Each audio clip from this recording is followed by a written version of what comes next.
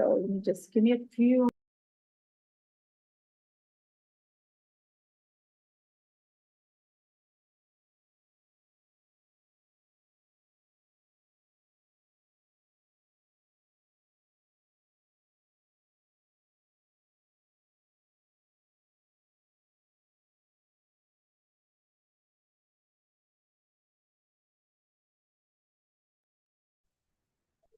Okay, thank you, everyone. Thank you for joining us. I will call this meeting to order at 6:08 p.m. And this is the meeting, the public meeting of the City of Soledad Joint City Council Successor Agency Housing Authority meeting of, I believe it's already October 2nd of 2024. So thank you all the members of the public who are joining us here today in our city council chambers and those that are joining us out in Zoom as well. Your civic participation is really important to our public process. So thank you so much. Just a couple of reminders as always. Your participation is really critical. So there's a couple of ways to participate. You can join us here in our chambers, or you can also join us via Zoom. The meeting ID for today's meeting is 827-3011-6328. You can also join us via telephone, and our number is the same, 1-669-900-6833. And as has been now several months now, we are streamed, the meetings are streamed live via our YouTube channel, as this is more of an efficient technology system. But please note that any comments you make there will not be recorded as part of the meeting. So again, just as a reminder, if you do want to make public comments, you do need to make sure that you log on to our meeting utilizing the Zoom ID or calling in or being here in our chambers to be able to ensure that your comments get recorded as part of the meeting. And as always, has been now a custom and will continue to be for the city, as we do have a Spanish translator who's available if you need that. And with that, I will turn it over to our city clerk for roll call, please. Mayor Ana Velasquez. Here. Mayor Pro Tem Maria Barlejo. Here. Councilmember Fernando Cabrera. Here. Councilmember Fernando Ansaldo Sanchez. Councilmember Evarista Benrose. Here. Okay, and I know that we do have an excused absence from Councilmember Ansaldo Sanchez, correct? Okay, perfect. And so then, Mayor, before you move into the public comment on the closed session, staff does have a request to add another item of pending litigation to the closed session. So it would be the same exact language as is listed there. Government Code Section 54950 allows the council to add an item to the agenda when two circumstances are met. One is that the item arose after the agenda was posted, and secondly, that the item needs immediate attention. I can represent to you that the item arose this morning by way of an email I received from legal counsel who's representing us in the matter. And they have requested some guidance from the council that they need immediate direction from us in the decision. So I said that I would see if we could persuade the council to add the item to the agenda. The matter involved is a lawsuit that's pending. It's Villegas versus City of Soledad et al. In order for us to add the item to the agenda, I just need a motion and then an actual minute motion vote on that to add it to the agenda. A motion. Okay, second. So we have a motion on the floor and we take a minute motion or just a motion. No, so you have a motion, you have a second. Second. Now we need to actually have the vote. So Okay, so we have a motion on the floor. All in favor, say aye. Aye. Any opposed? Okay, so the motion carries with four with one absent. Okay, so we'll add, so we have two items on the agenda for closed session. right. So under public comment, then on closed session. So at this time, then any member of the public may address the city council on the closed session items that appear on the agenda. And for today, as was said, we have one closed session item under Government Code Section 54956.9A to confer with its attorney regarding pending litigation, which has been initiated formally and to which the city is a party of Leopard versus City of Soledad. And the second item that was just added to the agenda, it's the same Government Code section, lawsuit Villegas versus City of Soledad, And so at this time, any public comments on this item, you do have 3 minutes. If you could please be brief and to the point. So I will open it up to those that are joining us here in the chambers. Any public comments on closed session items? Okay, seeing none, then I will take it to those that are joining us via Zoom, and I don't have my computer on right now, so if you can just let me know if there's any hands raised on the Zoom. I don't have any hands raised. Okay, so there is no one on our Zoom, so we'll close the public comment on closed session items. So at this time, then the council will recess to closed session, and we'll be back at 6:30 for the open public comment. For the open meeting portion of today's meeting. Thank you.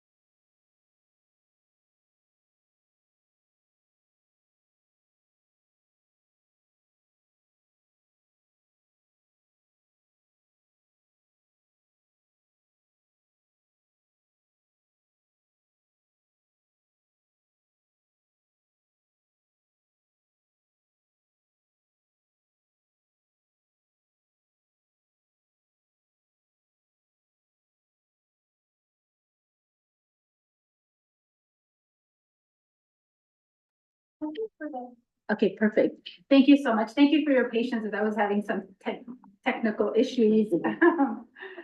So we are now reconvening from our closed session, and I will turn it over to our city attorney to do a report out on our items 1 and 2.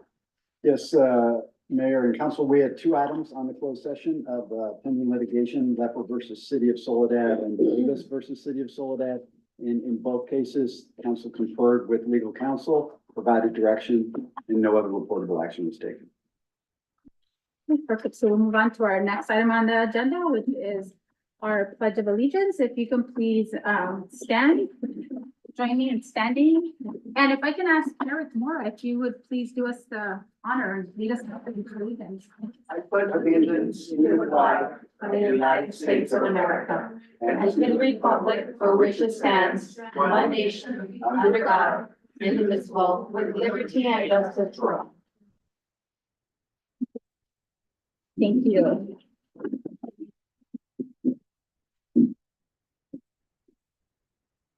So do we have any additions or modifications to the agenda?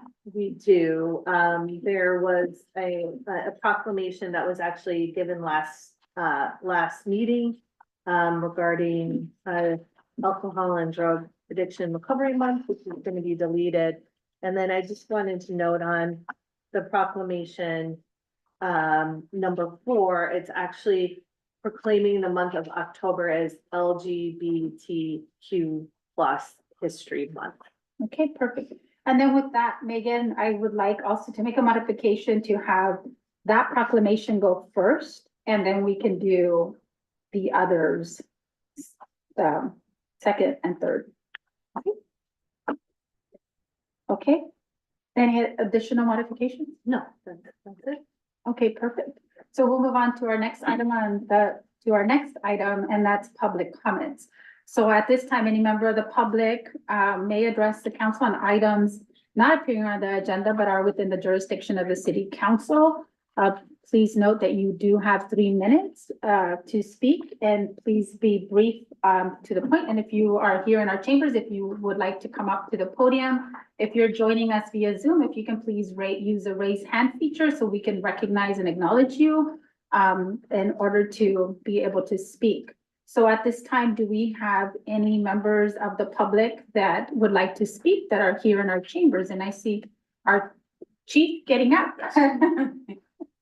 Mayor and council, if I could have a couple of minutes, I need to recognize Sergeant Solis and Officer Mustafa Yassin.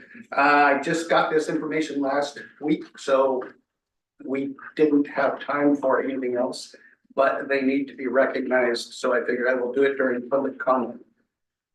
On Sunday, March 10th, 2023, Sergeant Solis and Traffic Officer Yassin responded to a vehicle injury accident just outside the city of Soledad. Upon arrival, they located a vehicle that had left the highway, struck a tree head-on, and was on fire. They found that the vehicle was still occupied by 2 people and immediately started rescue efforts. While attempting to gain access to the vehicle, they observed the driver to be unconscious and the passenger to be unconscious but breathing. As they continued the rescue efforts, they saw fire entering the passenger compartment and start engulfing the passenger. Due to the major damage caused by the collision, they were unable to gain access to the vehicle. They were, however, able to break the window, and they started to physically, by hand and baton, push the passenger away from the flames to save his life. CAL FIRE arrived on scene, extinguished the fire, and extricated the occupants of the vehicle. Unfortunately, the driver succumbed to her injuries on the scene, but due to the clear disregard for their safety and physical pushing of the passenger away from the flames, they provided enough time for the fire department to arrive and assist them. Although the passenger sustained critical injuries, he survived and is recovering.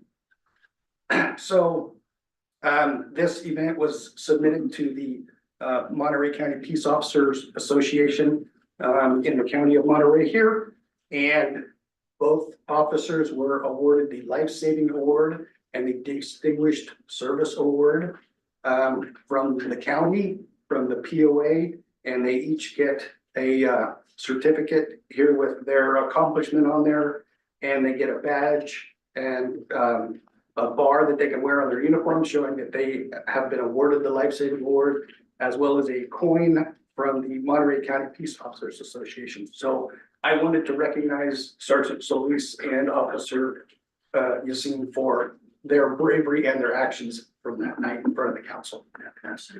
Thank you so much.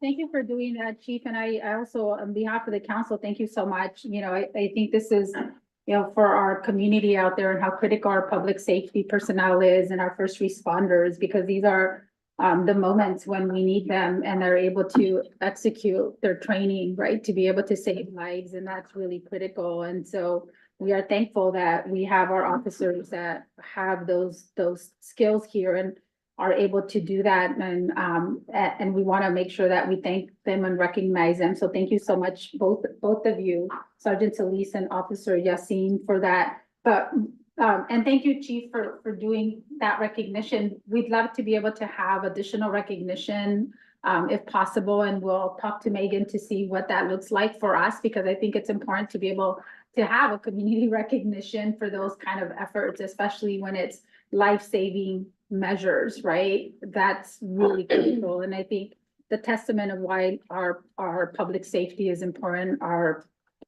police department, fire department is critical. So thank you so much. But also they were recognized from the county.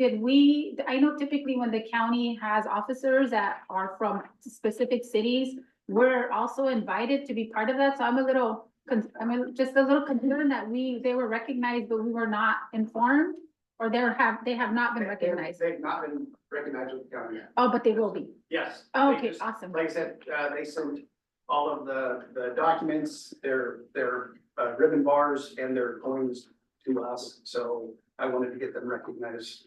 You know, like I said, we got it last week in the middle of the week, and I didn't want to wait any longer. Oh, good. I thought the county had recognized them and then we weren't told, and they had the first time to recognize our officers. So I'm glad. Thank you so much, Chief, for doing that and giving us and affording us that, you know, the first time that we can recognize our officers for their extraordinary bravery and courage in saving someone's life. So thank you so much.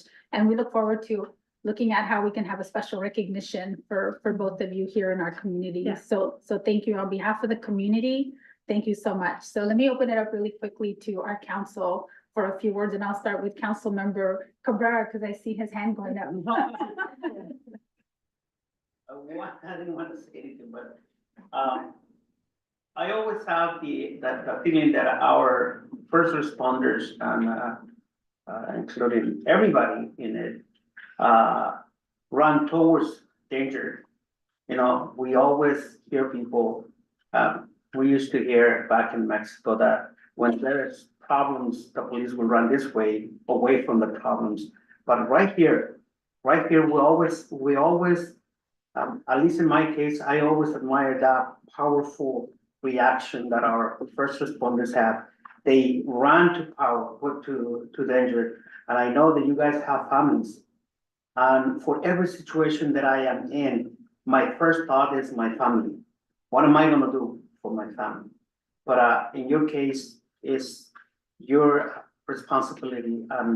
I know that you guys have families, and I want to express my admiration and my respect for you guys. Your families are lucky to have somebody like you as a leader. Thank you. And I'll go this way. So Mayor Pro Tem. Yes, I just wanted to thank the chief for providing this opportunity, as the mayor said, for us to be able to thank and celebrate your bravery. So to Officer Solis and Yassine, thank you so much on our behalf for your bravery, and also for everything that you guys do for our community. And I'm really proud to say that I'm a huge supporter of our Soledad Police Department law enforcement, and this is the exact reason why. So thank you.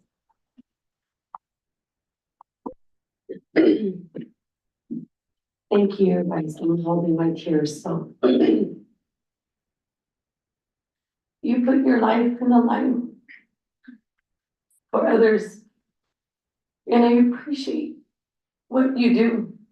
And thank you for recognizing, Chief, because it's a lot. And I thank you guys so much for all your efforts. Thank you. Yeah, thank you, and thank you again, Chief, and I just, again, the recognition on behalf of our community to Sergeant Solis and Officer Yassin on behalf of our community, thank you so much, and also, as was mentioned, thank you to your families, as, you know, Councilmember Cabrera mentioned, you have families, and I know that, obviously, they pray for you every day when you walk out that door, and so as a community, we pray for you every day as well, because we want your safety. But your job, obviously, as was said, is to run to danger, right? Not from it. And that's what it entails. And we really thank you for that. So to you tonight and to all of our law enforcement, I know I have a brother, I have a nephew that's in law enforcement. He's a police officer for San Fernando Police Department. And I know it's not easy for the families of law enforcement. So thank you so much. So once again, if you guys can please help me, just give me a quick. Thank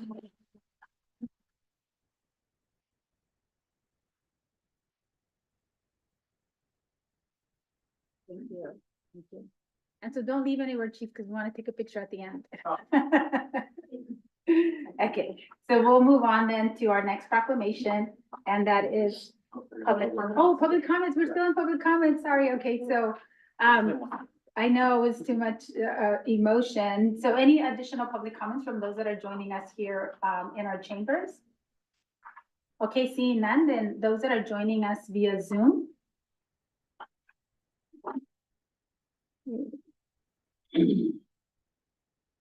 Okay, and I don't see any hands raised, so I will then close the public comment period. And before that, do we have any written comment? Any written comments that came in? Okay, no written comments, so then we will move on. Now we will move on to council presentations. And we have three, and we'll start with one, a proclamation again of the city of Soledad proclaiming the month of October 2024 as LGBTQ plus History Month. And I will turn this over to Councilmember Cabrera to present this proclamation. And we do have two members here that will receive that. And if we can have you stand here in the front. I know we have Sam Gomez, who is from Epicenter Executive Director and also our Soledad resident. And we have Eric Mora from the Salinas Valley, SVSP, Salinas Valley. Right. Thank you. Okay, so turn it over to. So, thank you, that's for you. So proclamation of the city council of the city of Soledad recognizing October as National LGBTQ plus History Month.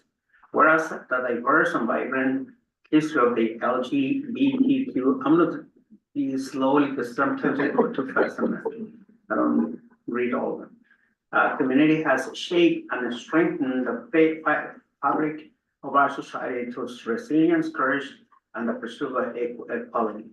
And whereas LGBTQ plus individuals have historically faced systematic discrimination, persecution, and violence, yet they have continuously fought for civil rights and social justice, paving the way for a more inclusive and equitable world. And whereas LGBTQ plus history is filled with trailblazing leaders, activists, artists, and everyday individuals whose contributions and sacrifices have advanced the cause of human dignity and expanded the freedom of all people.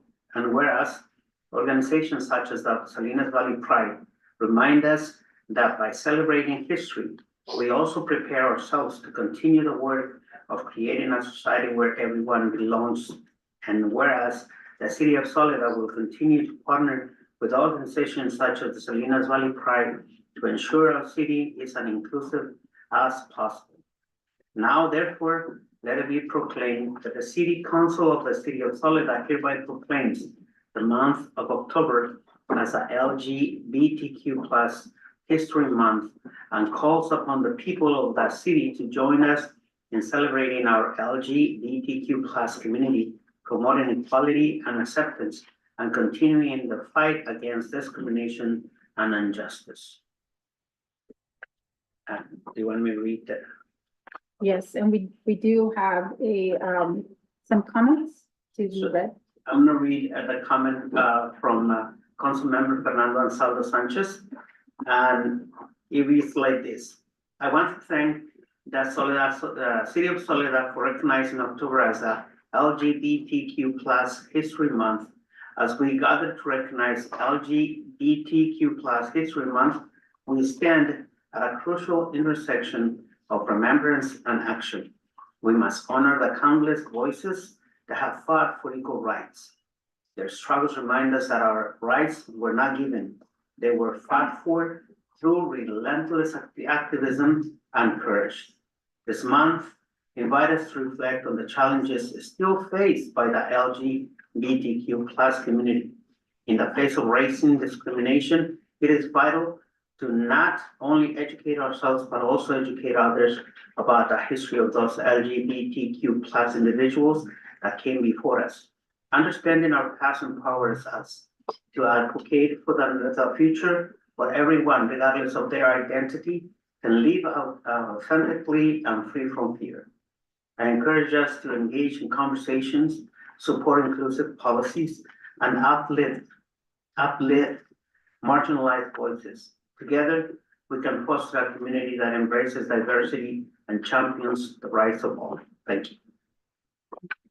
And so if we can, we're gonna take a few minutes, if you guys wanna say a few words, and then on this one, because I know you have to leave, they're holding a meeting here in Soledad at 7 o'clock, so I know they're also just short on time, so if you can share a few words, and then if we can take a photo, and then you guys can welcome to the. Thank you. And I just wanted to start off by saying thank you so much for this proclamation, recognizing LGBTQ History Month. I think sometimes people, when they see cities, counties recognize LGBTQ History Month, sometimes it seems really niche, right? It's like, how many community members truly are LGBTQ? Why are we doing this? And I always like to remind people that LGBTQ issues are everything, right? It's housing, it's healthcare, it's the various public safety, right? All of the other things that we're dealing with are LGBTQ issues. And when we build a society that is inclusive, that can meet the needs of those most at the margins, that's when we've truly excelled at building a community that's worth living for everyone, right?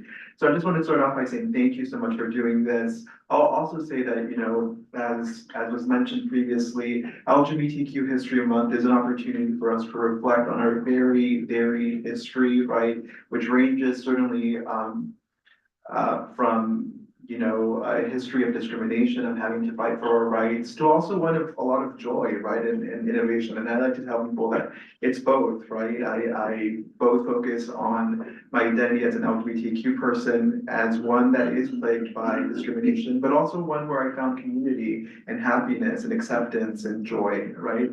I'll also say that it's so important that communities like Soledad are taking this step because it helps combat prejudice, right? I think one of the most common misconceptions about our community is that we're new because we're more visible than we've ever been, right?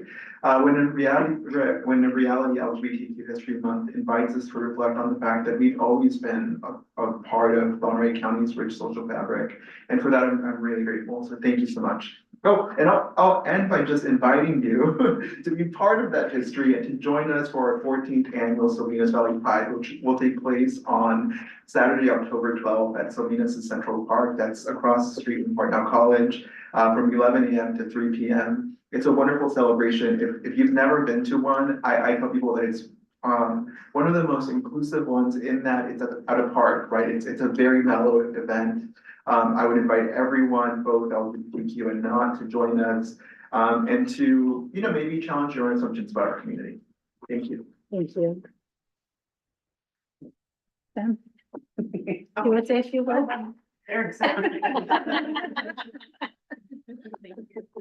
And Sam, we thank you for everything you've done. I know you're a local resident as well, and so thank you for the work that you do here locally, but also thank you as a director of the Epicenter for all the work that you're doing really around youth and to really ensure, as was said with it, that a lot of the issues and the challenges really come to the forefront, and that we're really providing that fabric and that support system that's needed within our community. So thank you for being a champion.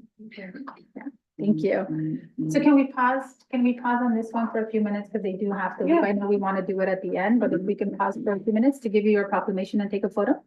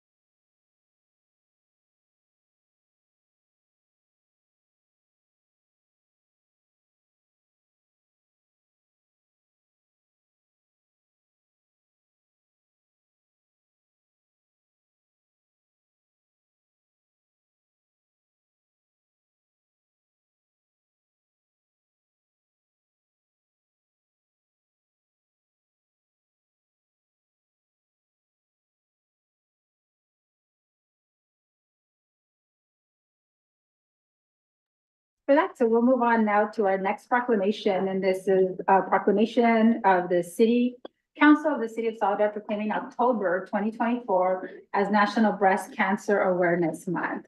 And so we do have also for this proclamation, we do have representatives from the Soledad Healthcare District. So we do have Ida Lopez Chen, who's the CEO, as well as Mr. Craig Stevens, also who's the president of the board, as well as Giovanna Velasquez, who works at the center as part of the Women's Center and part of the team. So Heather Guzman. Thank you, Heather. Okay. So I will read this proclamation. Whereas October is recognized nationally as Breast Cancer Awareness Month, an annual campaign to increase awareness of the disease and increase public knowledge about the importance of early detection of breast cancer diagnosis and treatment. And whereas American Cancer Society estimates that in 2024, about 43,700 women will lose their lives to breast cancer. And whereas breast cancer remains the foremost cause of mortality among women, especially among African American and Latina and Hispanic women. And whereas the American Cancer Society recommends annual breast cancer screening with mammograms starting at the age of 40. And whereas increased breast cancer screening increases early detection, reduces death, increases life expectancy, decreases late-stage cancer diagnosis, and increases 5-year survival rates. And whereas many organizations continue to search for a cure through vital research, and physicians, public health professionals, and advocates continue to educate the community about the awareness and innovative advancements in early detection of treatment. Now therefore be it proclaimed that the City of Soledad, the Soledad City Council on behalf of the City of Soledad and all the residents does acknowledge October as Breast Cancer Awareness Month and urge all residents to join in the worthwhile cause to prevent breast cancer and support those courageously battling the disease and many of the survivors. And so I want to make sure that I present this proclamation, and we're going to allow some time to be able to share what we have here locally. And obviously some of the statistics for 2024 were pretty staggering. I just have to say, for me, this is really personal. In 2020, my mother was diagnosed with breast cancer. And it was a very challenging and trying time until this day, and we're super excited that she beat it and she's in remission. But I know even after that, it's been a lot of health issues. And we know that many like my mom, you know, and many like us still, it's really hard to be able to get ourselves to go and do, you know, these life-saving measures, right, that we have here locally. And so I think it's important to be able to share the message, to be able to raise awareness, but not only by providing a proclamation, but I think it's important to share with our community what resources we have here locally to ensure that our women get the detection that they need and the treatment that they need here locally to be able to prevent some of the diagnosis or get the early diagnosis that can prevent some of, you know, potential deaths in the future. So with that, I just want to say thank you so much. Ida, I'll hand it over to you and your team to share a little bit about what you're doing to raise awareness here locally and supporting women. Thank you. Good evening, Mayor and council members. It's an honor and a pleasure to be a part of the City of Soledad Proclamation, October 2024 National Breast Cancer Awareness. My name is Ida Lopez-Chan, CEO of the Soledad Community Healthcare District, and standing with me is Heather Guzman. She recently graduated with her associate's degree in science and radiology from Pima Medical Institute and officially passed her boards to become a registered radiological technologist. We are beyond proud of Heather's commitment to her career and the community and district for over the last 14 years. Next up will be her mammography training. She will be our mammography person in our community. I also would like to acknowledge Giovanna Velasquez, licensed vocational nurse and clinic leader, as well as our board president, Greg Stevens, who's in the room with us. I would like to acknowledge, and I know he's not here today, Councilmember Ansaldo, for taking time out of his day to take a tour and visit our beautiful facilities. It is always a pleasure to show our community and members and visitors alike the great place that we work and live in. I invite all of the council members to reach out to me to schedule your visit soon. In recognition of Breast Cancer Awareness Month, the Soledad Community Healthcare District highlights the critical importance of early breast cancer screening, especially for Hispanic women, as Mayor has alluded to, of our community. Nationally, breast cancer is the leading cause of cancer death among Hispanic women, who are more likely to be diagnosed at a late stage when treatment is most difficult. In Monterey County, the late stage breast cancer incidence rate for Hispanic women is 38.3% cases per 100,000, with Hispanic women making up 44.4% of all late stage diagnoses. Early detection is the key, as the 5-year survival rate for early stage breast cancer is 99%. And women who receive regular screening have a 26% lower breast cancer death rate. To address this, the Soledad Women's Health Center offers a state-of-the-art facility with an advanced mammography machine right in the heart of southern Monterey County, here in our beautiful city of Soledad. By providing this resource locally, we help bridge the gap for those unable to travel to Salinas or Monterey or afar to receive this preventative care, ensuring that our women in Soledad and surrounding areas have easier access to life-saving screening. We urge our women in our community to prioritize their health by scheduling a mammography today. Early screening can save lives and significantly reduce late-stage diagnosis in our community. And I thank you again for including us and being a part of this proclamation today. Thank you. Yeah, thank you. Thank you so much, Ida.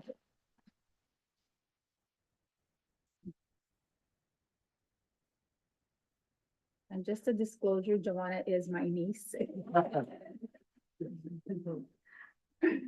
So thank you for that. So at the end, we'll take some photos. So if you guys want to wait to join us, and then after we're done with the proclamations. Thank you. Well, let me open it up to the council if there's any comments from the council, and let me start with Councilwoman Banuelos. Ladies, thank you so much for serving our community. You know, it's big. You know, I do my mammography over there, so I really greatly appreciate the service. And, you know, just the heart you have for patients and for early detection. And I know that there are programs where some of the ladies are unable to provide or, you know, pay, but you have those programs. So I really appreciate that. Thank you.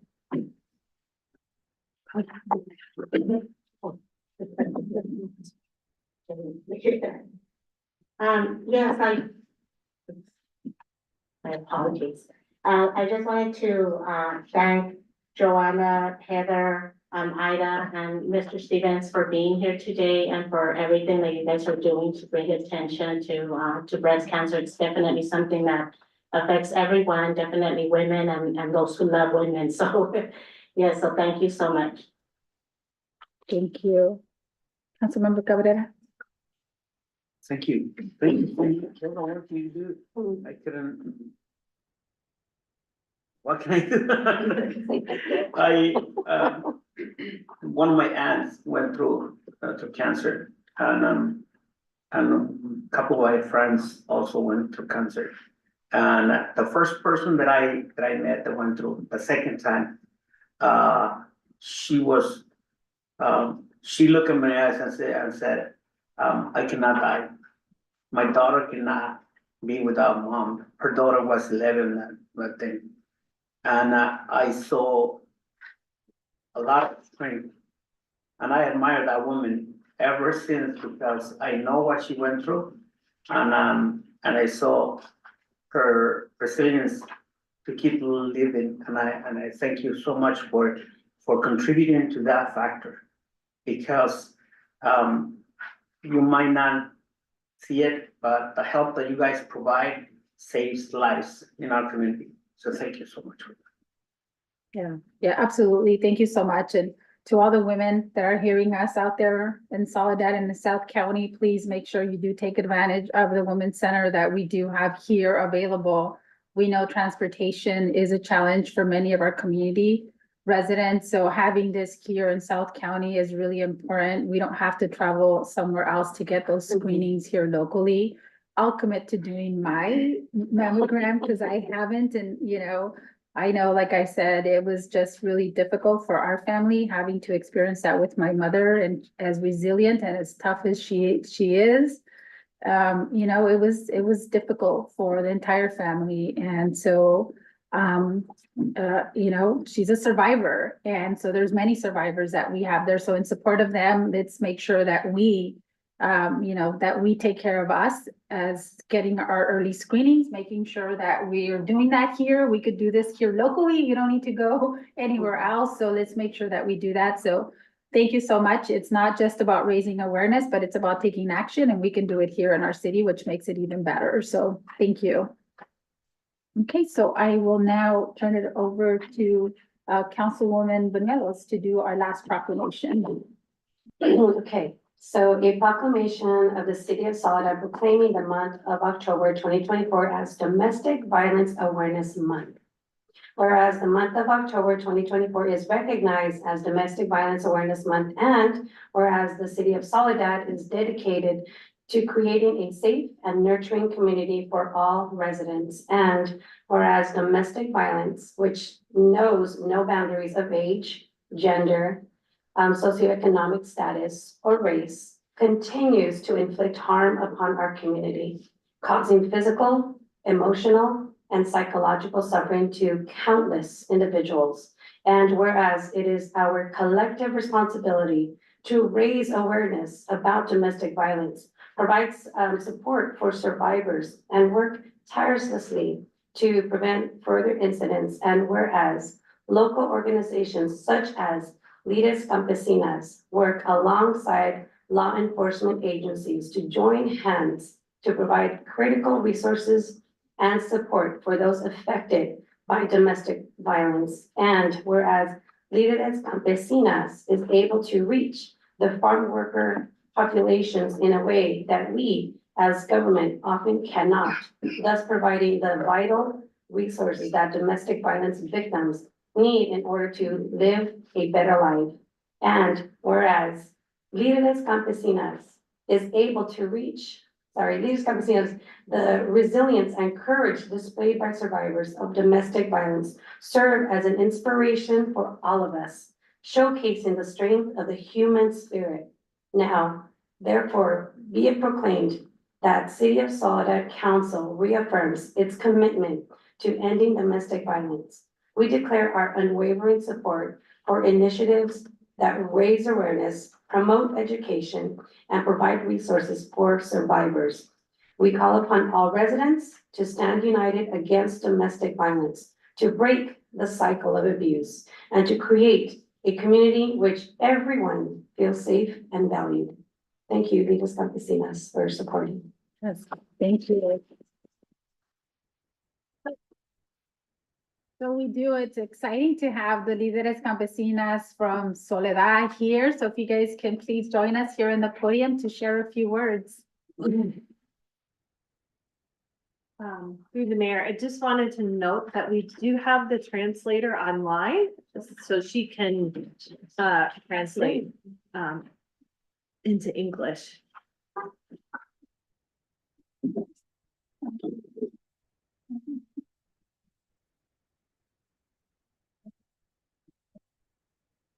Buenas tardes. Buenas tardes. Gracias por este reconocimiento. Agradecemos de verdad, de corazón. Sabemos que el mes de octubre, ¿verdad? Está siendo bien ocupado. Ya miramos, es el mes de concientización del cáncer de seno, pero también el mes de octubre, todos los años, cada mes de octubre, líderes campesinas, alzamos la voz en contra de la violencia doméstica. Y este es un proyecto que tenemos por todo el mes y lo representamos de esta manera, con algunos mandilitos. Y hasta aquí expresamos el dolor que esto causa, cómo afecta a familias completas. Entonces, les agradecemos de verdad por la oportunidad para poder expresar esto para toda la comunidad y así sepan que es cómo expresamos nosotros el apoyo para las personas que han sufrido violencia doméstica. Muchas gracias por esta oportunidad para dejarnos hablar del tema. Gracias. Gracias. Thank you. Muchas gracias a todas. So does the translator, I can say it. So Líderes Campesinas wants to acknowledge. She's on. Yeah. Okay. She's gonna, Andrea will unmute her. Okay.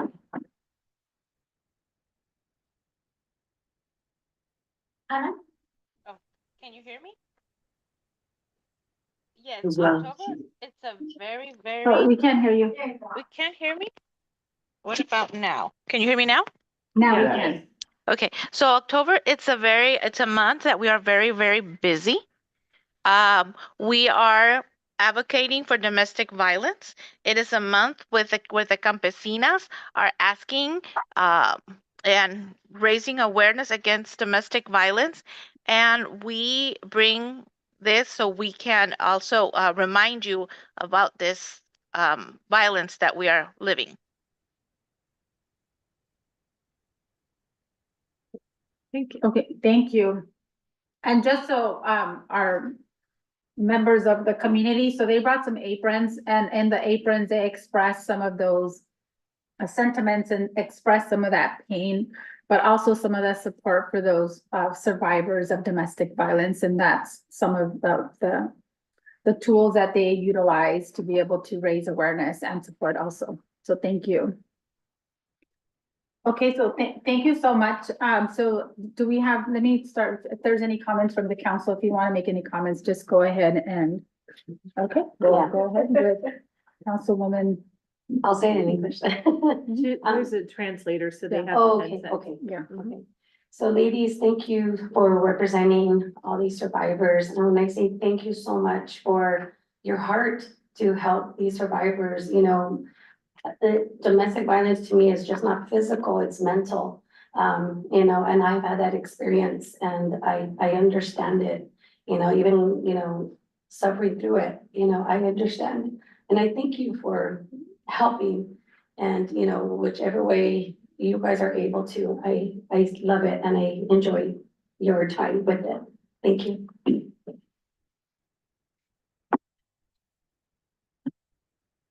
Yes, I just wanted to, thank also the Líderes Campesinas. I'm honestly, impressed and so grateful for the work that you do. I have had the honor of working with you on different events, and I've seen you, be out there and help on getting out, I guess, the resources that are there to help women. I think I've seen you guys sorry, I can't speak, at resource booths, on events that I have made or that I have attended. I have also seen the videos that you put out, and by the way, great acting. But the videos that you put out that are very informational on social media. Also, I've attended events that you have done, and I think, you know, as Eva brought up, you know, that domestic violence has touched her life. I really think, and it's not an official, right, percentage, but I really think that at some point, everyone has been touched by domestic violence, by it affecting either themselves or someone in their family. So, you know, again, unfortunately, it's something where a lot of times people don't reach out for help, but you guys are making a big impact, and hopefully when they see you out there fighting and advocating for them, you know, it'll help out people to choose to get out of the situations that they're in. So again, just wanted to thank you for everything that you're doing. Thank you. Councilmember Cabrera. Lo puedo hacer en español. Okay. So, para mí es una situación muy emocional porque, como ustedes saben, este tipo de situaciones se han normalizado constantemente y se ha habituado en algunas ocasiones hasta por generaciones. Es para mí un orgullo que ustedes se enfoquen en romper ese ciclo en que le comuniquen a las personas que no es necesario mantenerse en una relación o mantenerse bajo esa situación solamente por los hijos, porque hay futuro para esos hijos y para esas personas cuando ellos pueden romper esta situación. Tanto la persona que sufre la situación, la que sufre la violencia, como la persona que la produce, necesitan ayuda porque a veces no comprenden las personas que realizan estas acciones que ellos también vivieron momentos de violencia doméstica. Hace muchos años escuché una frase en inglés muy interesante para mí que dice, hurt people hurts people, ¿verdad? Entonces, generalmente una persona que daña a otra persona es una persona dañada, es usualmente. Entonces, solo las personas dañadas dañan a otras. Tú no ves a una persona feliz y tranquila con su conciencia dañando a otras personas. Solamente ves a una persona herida hiriendo a otros. Y el trabajo que ustedes hacen, al igual que las personas de la clínica, salva vidas. No nada más vidas que se pueden perder, sino vidas que se descarrializan y se van para diferentes rumbos. Vemos muchos ejemplos de jóvenes que terminan en las drogas, de jóvenes que terminan en la calle, de jóvenes que terminan abusando de sus parejas o abusando de ellos mismos por esta situación. Y quiero reconocer el trabajo que ustedes hacen como algo muy importante. Muchísimas gracias por todo lo que hacen por nuestras comunidades. Thank you. And so I'm going to say it in English, y luego lo voy a decir en español. So I just want to say thank you to Líderes Campesinas, and for me it's an honor because I've been working with this group for many years already, and so the work that you do is really important, and the way you've been able to amplify the message of making sure that our community knows that raising awareness that domestic violence it plagues everyone.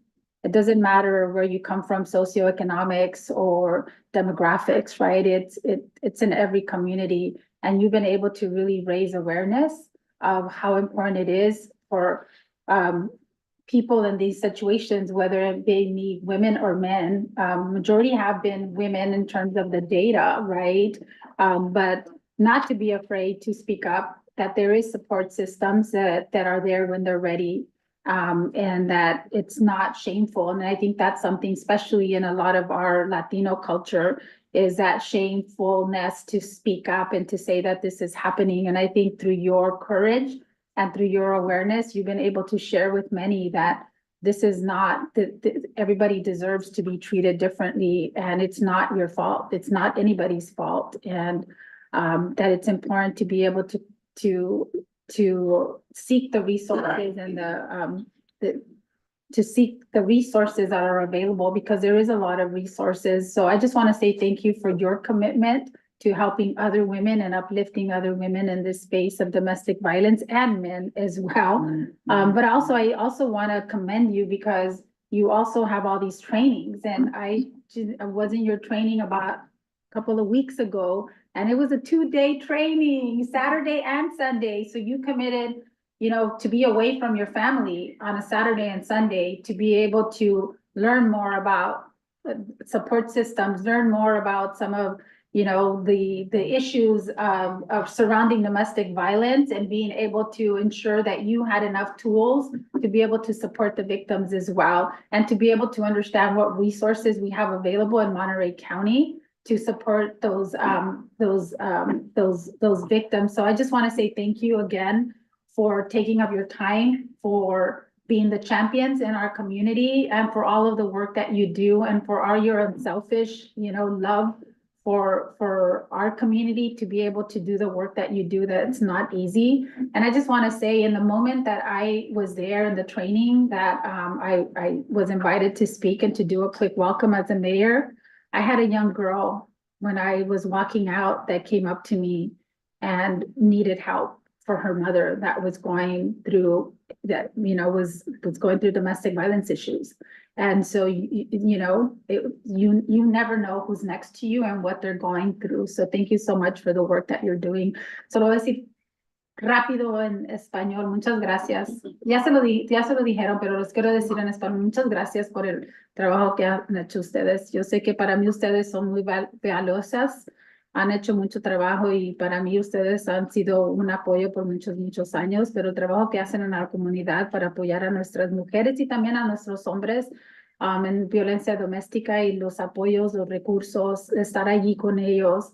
Y también para ustedes su entendimiento y crecimiento para entender cuáles son los recursos y cómo pueden ustedes asistir es muy importante. So, gracias por dar de su tiempo, dar de su corazón para otras, y para que continuemos que esto es algo que está sucediendo en muchas comunidades y que no podemos continuar en silencio, y tenemos que decirlo y tenemos que ayudar a otras. So, gracias.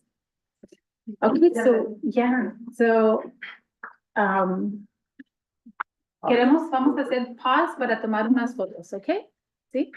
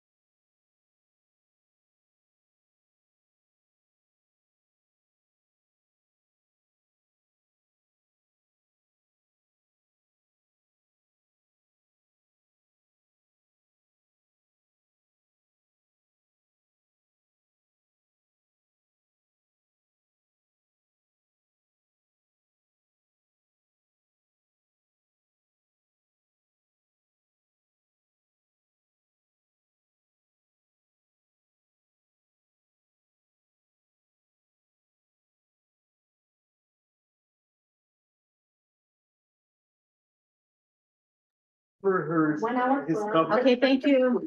Thank you, everyone, for your patience as we like to do the presentations, proclamations. I know it takes us a little bit more, but I think acknowledging our community members that are doing a lot of great work is really important. So thank you for that. So we'll move on now to our next item on our agenda. And at this time, we have our consent agenda. And so for today, we do have 12 items on our consent agenda. So let me ask any members of the public if they wish to pull. Let me go to the public and then I'll bring it to the council. Any members of the public wish to pull an item from the consent calendar for discussion or for comment? So our chambers has cleared out. There's no one here. Any members of the public, well, except for our staff? Any members of those that are the public joining us via Zoom?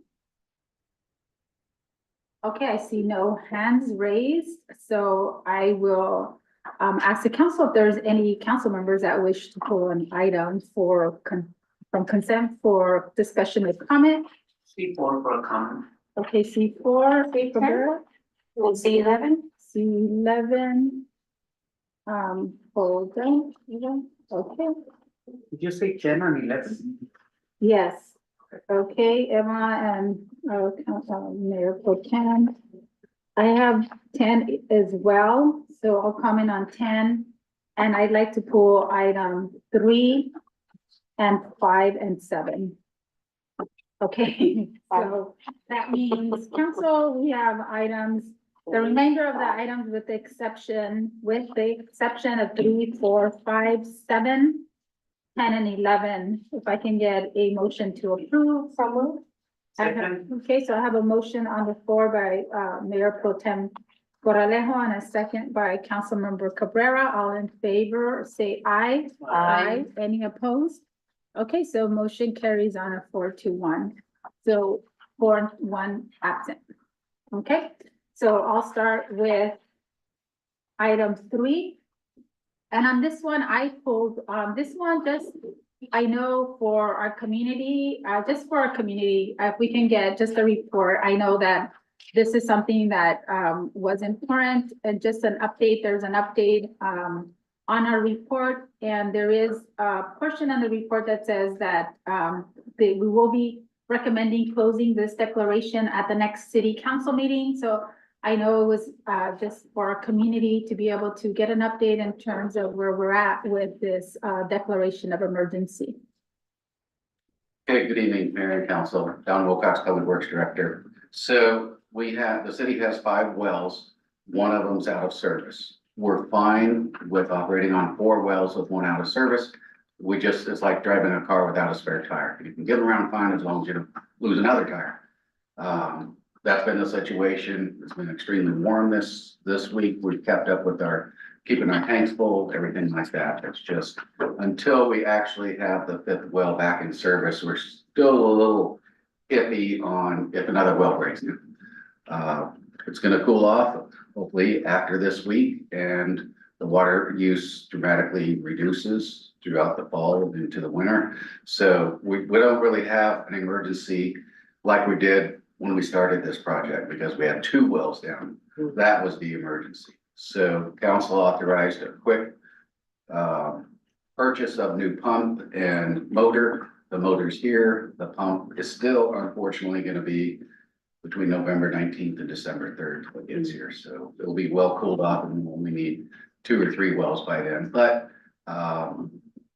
we didn't know. So we got a good deal on the replacement. It's just pumps are not readily available because they're made specifically to a well, the water table, the pressures, things like that. So as soon as we get the pump in, we'll be back in good status. We've also asked for a proposal from Canon, who does most of the work on our wells, to do a system evaluation. That may or may not be ready to bring to council on November 2nd. That's taken a comprehensive look at all our wells. I know we've had wells go down a lot this year. And we probably need to do a more aggressive maintenance program. This assessment will identify the areas we need to look at. So if you have any questions, I'd be happy to answer. Thank you, Don. No, I think, me, just thank you so much for just providing that update to our residents in terms of where we're at with that. So I know obviously it's taken a while for the pump to arrive for us to get it. So I know you guys have taken preventative measures to make sure that we have that extra now in case we need it for future. Hopefully we don't, but if we do, then we at least have an alternate, right? So, which is really good. So thank you for that. And thank you for all the efforts also of your team, making sure that our wells continue to function. And thank you for the comprehensive evaluation. I know we had talked about it at the last meeting. So thank you for getting that ready so we can look at the maintenance moving forward. That's really critical. Thank you. So council, I don't know if there's any questions. I just wanted to make sure there was a report for our community. Okay, thank you. Thank you. Okay, so we'll then move on to item 4 and Councilmember Cabrera.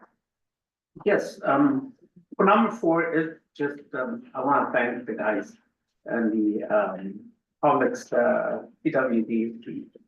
You know, it's one thing when you feel like you have a great team, and another when you actually see what they do every day. So the tour was an excellent experience for me.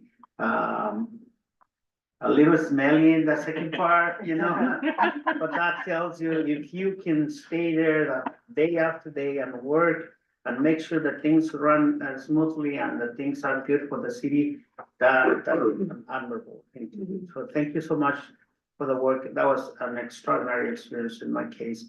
And I wanted to make it public that you guys are not only great because we say it, it's because we have seen it already. Thank you so much. Thanks for the comments. Thank you. Okay, so we'll move on to the next item, and that was item 5. And I believe I pulled it, right? Yeah, and this was more for comments. I just wanted to say also, thank you to our rec staff. I just, I know there's a lot going on. There's a lot of renovations that are happening.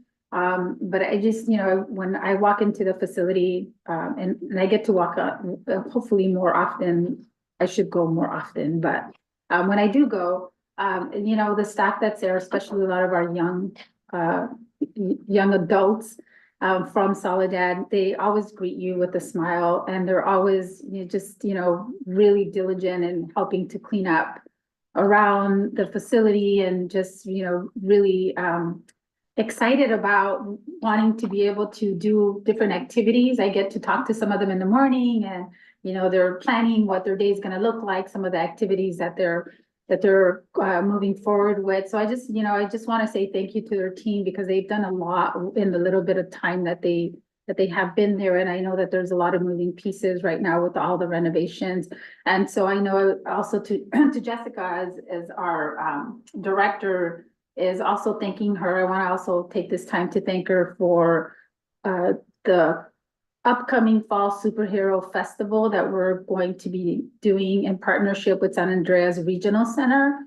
I know for many of you, as you know, I have a sister with disabilities, and I know that's always been special, near and dear to my heart.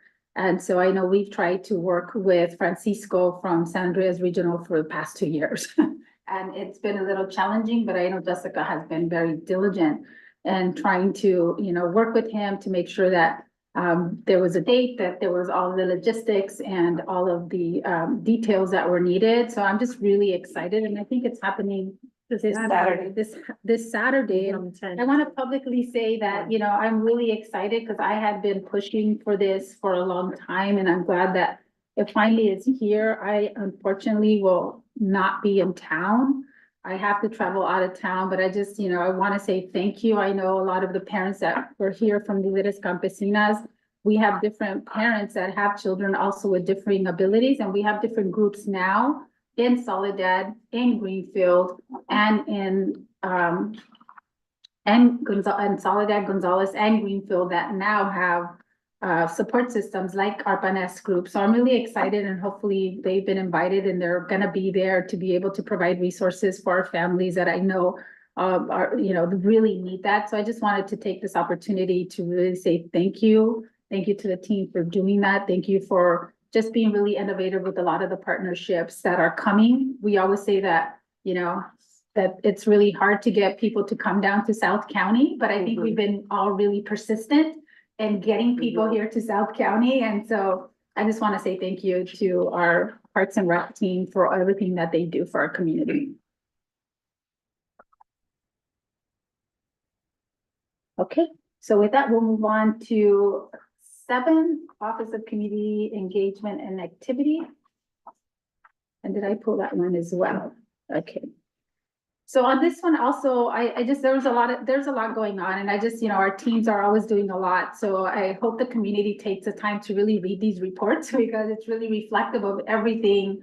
A lot of the activities that are happening in our city with a lot of our departments, but I do on this one, I do want to just to kind of comment because I know it wasn't included as much here, but I do for future want to make sure that we do include the status of the community garage sale participations that happened, because I know there was a lot around our town, and also the work, because I know it was, you know, the city plans the community garage sales.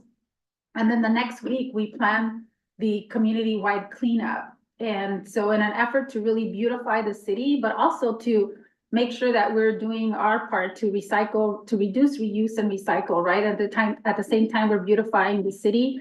But I also want to make sure that we include all of the different components that go into this, because there's a lot of different components. And there's a lot of creativity that happens as well. I know Maury 311 from Tri-Cities, you know, if we can bring a report in terms of what is the tonnage of the garbage that's been collected, that was collected for that day, how many items were recycled, how many were diverted from the landfill. I think those are really important for us as a council to be able to understand how critical this event is. You know, it's good for our community, but I think having some of that data as well for us to articulate is really important.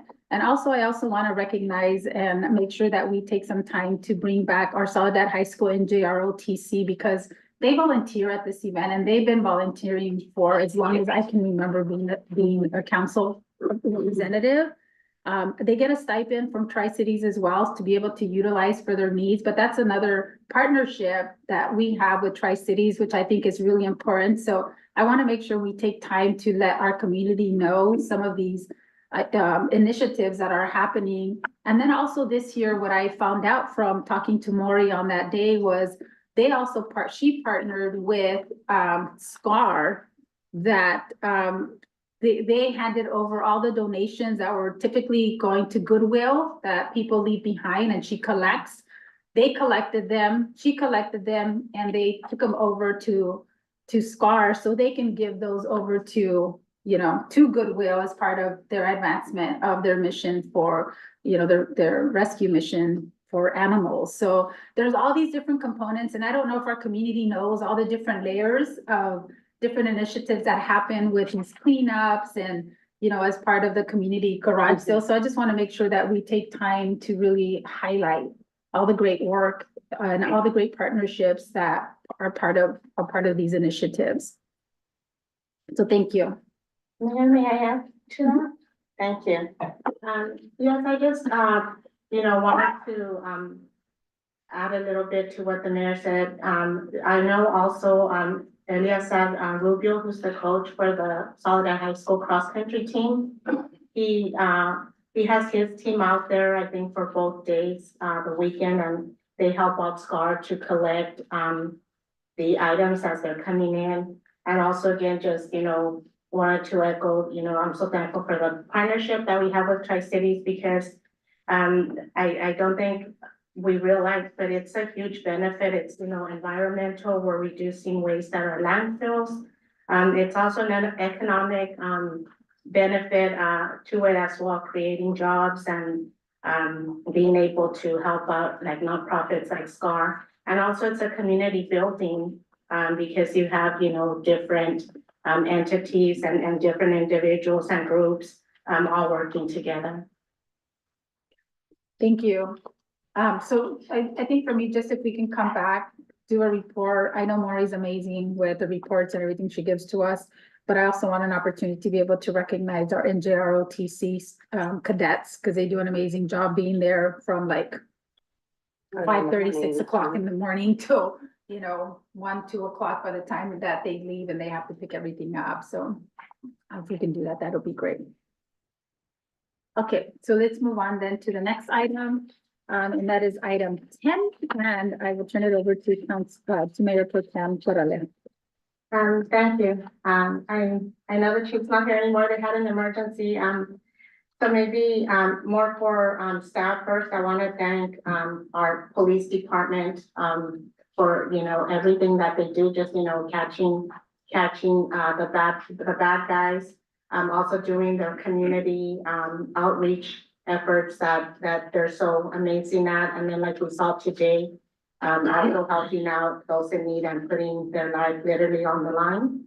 I know we did have a DUI checkpoint recently, and so I don't think I saw that included in the report. So, Megan, is that something that we're going to be receiving? Maybe like something that shows how many DUIs, were issued? I can ask Chief to add that. Okay, awesome.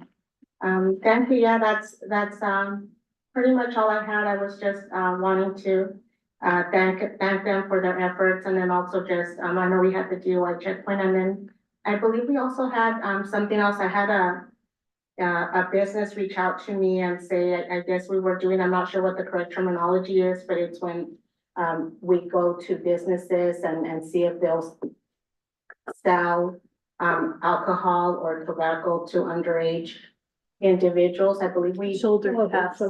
Thank you. Yeah, so I think that it would be great for us as well as for the community to be able to see the results of those efforts.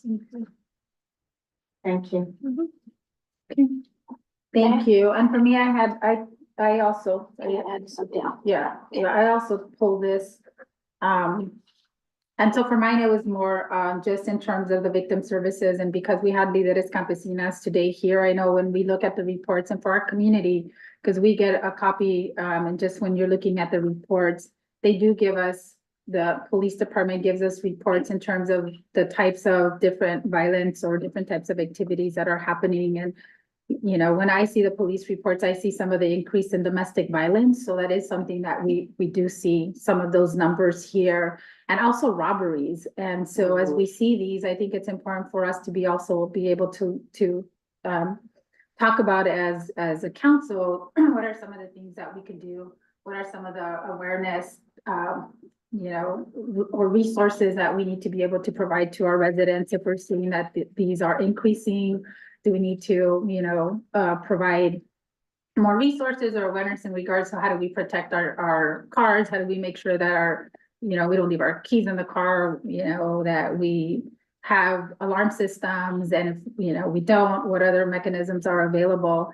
And also in terms of the victim services advocate that we have, I think it's really instrumental, but also is how to make sure that we see some of that data that's being collected and that we're looking at that data that's giving us as a council. And I think I said it last time, more information on what are we seeing that is affecting our families. Are we seeing more of the youth violence? Are we seeing more of the domestic violence? What are we seeing that is affecting our community? And how do we make sure as a council that we really understand when we're reading those reports and reading that data, you know, what are the things that we can also bring to the table to say, hey, how do we need to really focus on this? Is this an issue? How do we bring this to the light? So I just wanted to comment on that again. And then just collaborating with Líderes Campesinas that has a lot of other resources as well, and some of those other community groups. So, and thank the police department. Obviously, they had a coffee with the cop yesterday, and I wasn't able to go, but I saw that it was really successful. They had a lot of people, so which was really, really great with the community policing efforts. Okay, and Councilwoman Piñolas, you wanted to add something? Yeah, I wanted to tag and add, you know, echo what you had mentioned, and also by Alejo, but then also, you know, I just want to praise all the community efforts of not only Caitlin Zamudio and her team for, you know, bringing those outreaches, but also yesterday I was able to attend, and it was a good turnout, and I couldn't stay there long because I had to go to work, but it was such a great engagement with the officers. And I just wanted to say, you know, thank you so much for all that you do, whether it's the bad and the good.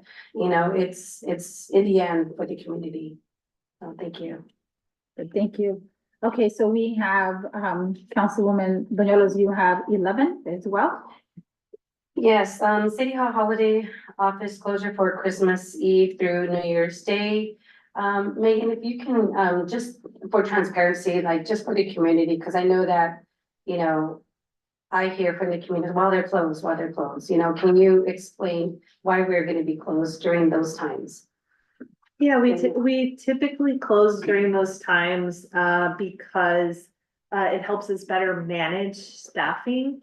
A lot of staff do take the time off, and so, you know, to save money, and to actually encourage people to take time when it's less busy, so that we don't have people taking off as much time during the year. It's really efficient to take advantage. Most, jurisdictions do close during Christmas to New Year's week. The county does it.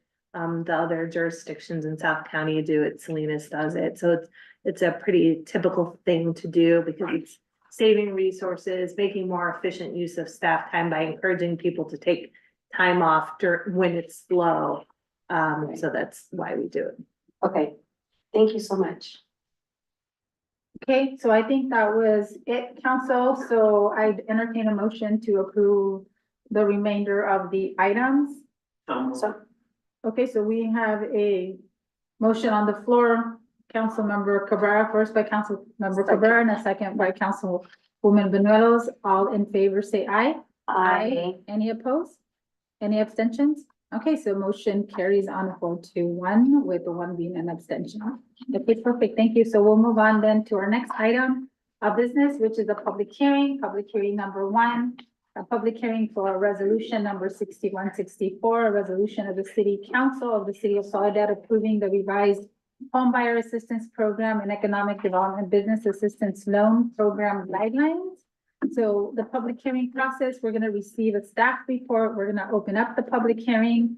Then we will close the public hearing and then we will bring it back for council action. And so at this time, then we will receive the staff report and I will turn it over to Beatriz Trujillo. Thank you, Mayor, and good evening, council members.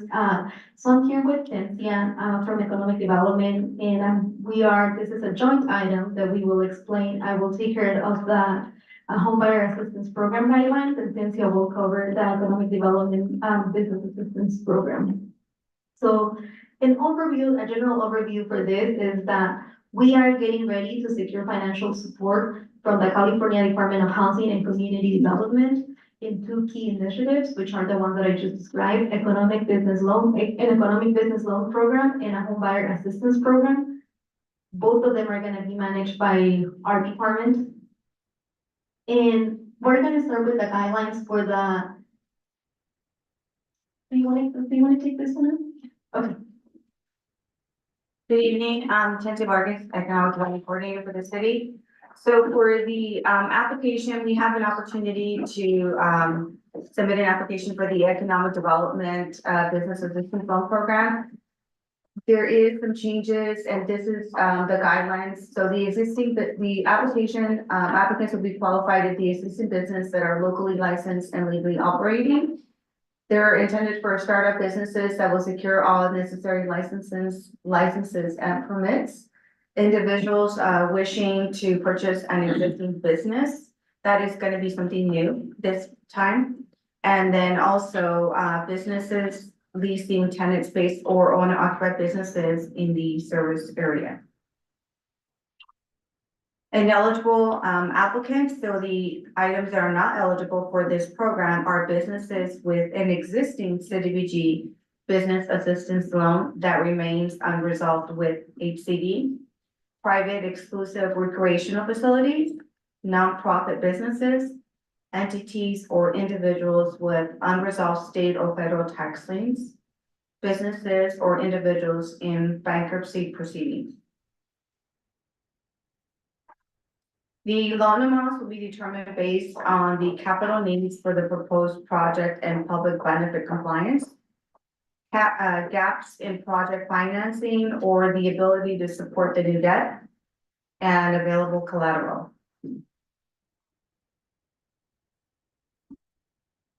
The loan terms, operating capital loans, typically for those types are specifically gonna be for 5 years. For equipment and supply loans, terms can extend up to 10 years.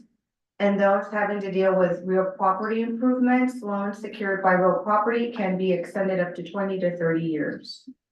And that's also different. The interest rates, they will start at 3%, but may increase based on profit margins or return on investment projections. So what does that mean? Additional factors influencing the tax rates will be business equity, business ability to serve the loan, borrower's expected rate of return, credit risk, and management experience. And the underwriting standards, documentation of project costs are reasonable. The final commitments from all sources are funding. CDBG funds cannot replace private financing, and financial feasibility documentation will be required. Return on the earner's equity must be reasonable, and CDBG funds will be dispersed on a prorated basis alongside other financing sources. That's for the economic development portion. Good. And this is where we start with the homebuyer assistance program. So in order for applicants to qualify, they will have to be a household, the maximum household income is 80% of the AMI. We see that that's where the people that struggle when purchasing some of our units, people that are 60 to 80, it's really hard for them to come up with the full amount for their homes. So we are gonna try to support that gap. So they will also need to complete the individual home buyer counseling session, and they need to have the ability to document that they have at least 1% of the property value to put as a down payment. Then the unit type is that, well, the unit eligibility is, the unit is gonna have to be occupied by the owner. So that means whoever is purchasing, they have to be living there, they cannot rent it out. And then they also have to comply with the local codes, and that's health standards that can be applied to single family homes. And these are the funding parameters. They're a little bit different because we are using different funding streams. So for home, the maximum amount or the maximum home price is 600 and 80,000, I'm sorry. I think the numbers in Spanish, and at this time of the night, it's like, oh, what am I saying? And then townhome, that's gonna be based on the area median purchase price. And CDBG, it's not a set maximum price, but it's really determined in the current market. So for the loan terms, all of the loan terms have a minimum term of 45 years with the exemption of the townhome. The interest rates are set at 0% with deferred payments until the loan maturity date. So as long as they pay by the time that the loan expires, they're gonna be charged 0% interest. If they pay before the maturity date, then that's when interest applies. They can also make voluntary payments, and those can be made without a penalty. And financial consideration for these two items is one, that securing the CDBG grant for both home buyer and business assistance programs will not significantly impact the city's funds. And two, the grant includes provisions for both program administration and program implementation with no matching funds required. In that recommendation that we have in front of council is that the city council of the city of Soledad holds a public meeting to gather community input on the city's home buyers assistance program and economic development business association loan program guidelines in a approve resolution, which is the one that we're holding, in approve resolution number 6164, which will allow us to adopt this guidance. And if you have any comments and questions, we also have our consultants that have helped us develop these guidelines, and Joel and Susan. Okay, thank you so much for the staff report. So at this time, then we will go ahead and open the public hearing. So let me open up the public. 8:02. So do we have any members of the public that wish to make a comment on item number 61, resolution number 6164? Okay, seeing none that are here in our chambers, let me see if there's any that are joining us via Zoom. Okay, I see no hands raised. So let me bring it back then. So what I'll do is let me close that public comment. I'll close the public comment at 8:02 and then bring it back to the council for any comments or questions. So I just want to start off by saying thank you for bringing this forward to us. I know there's two really critical programs. And I just wish, we had more of the community members to be able to be here, especially because they're two critical, one on the business side, and that we've had the business loan programs already. So it would have been really great to hear from some of our local businesses that have already accessed some of the loans and to see how that's going, what is the need. I think that's really important. And also, I know we've heard from a lot of the community when we had some of the workshops about some of the needs for the first-time home buyer program. So it's unfortunate, that we don't have any of our community here to be able to provide input on some of these on some of the guidelines for both programs. So let me just want to make that comment. I think the community's input is really critical to this.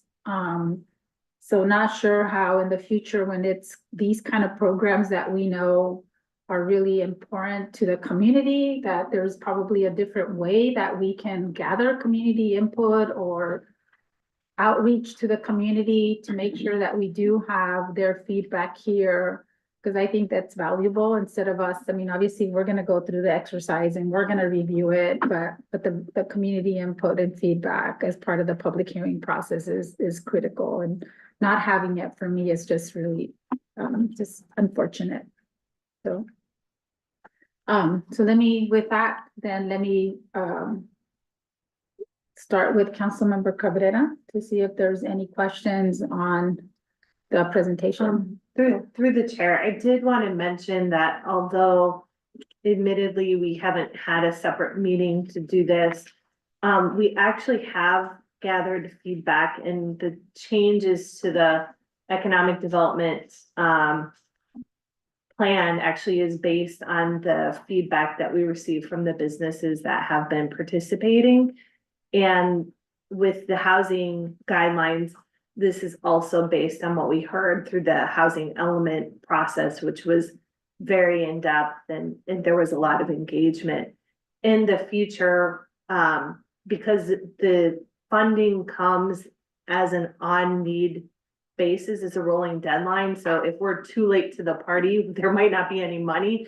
But in the future, now that this is kind of our first time going for the housing money, we will definitely make sure that we do some earlier engagement than what we did this time around.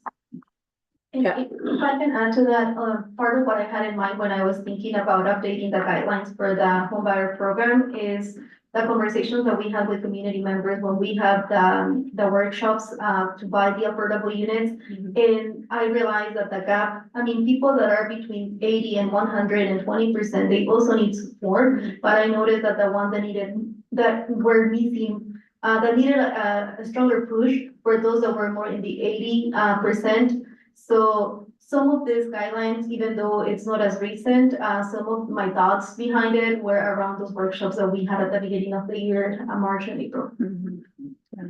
Well, thank you, Beatriz, because I remember those comments and I remember those workshops coming back for us, receiving some of those comments and some of those concerns, right? And we've heard it even in the past before when we were doing, some of the workshops and just, talking about housing, how it's been an impediment because many of our residents don't qualify for, you know, for the homes. And so there's a lot of financing that needs to be done before, right? There's a lot of different preparedness that needs to happen, and how do you get them prepared to be able to be qualified to be able to purchase a home? So thank you for commenting on that, that they're, even though they're not here tonight, that there was their feedback in different, like in different ways that was gathered throughout different workshops. So, okay, so with that, let me turn it over to Councilmember Cabrera, and then I will work my way down to my right. I remember those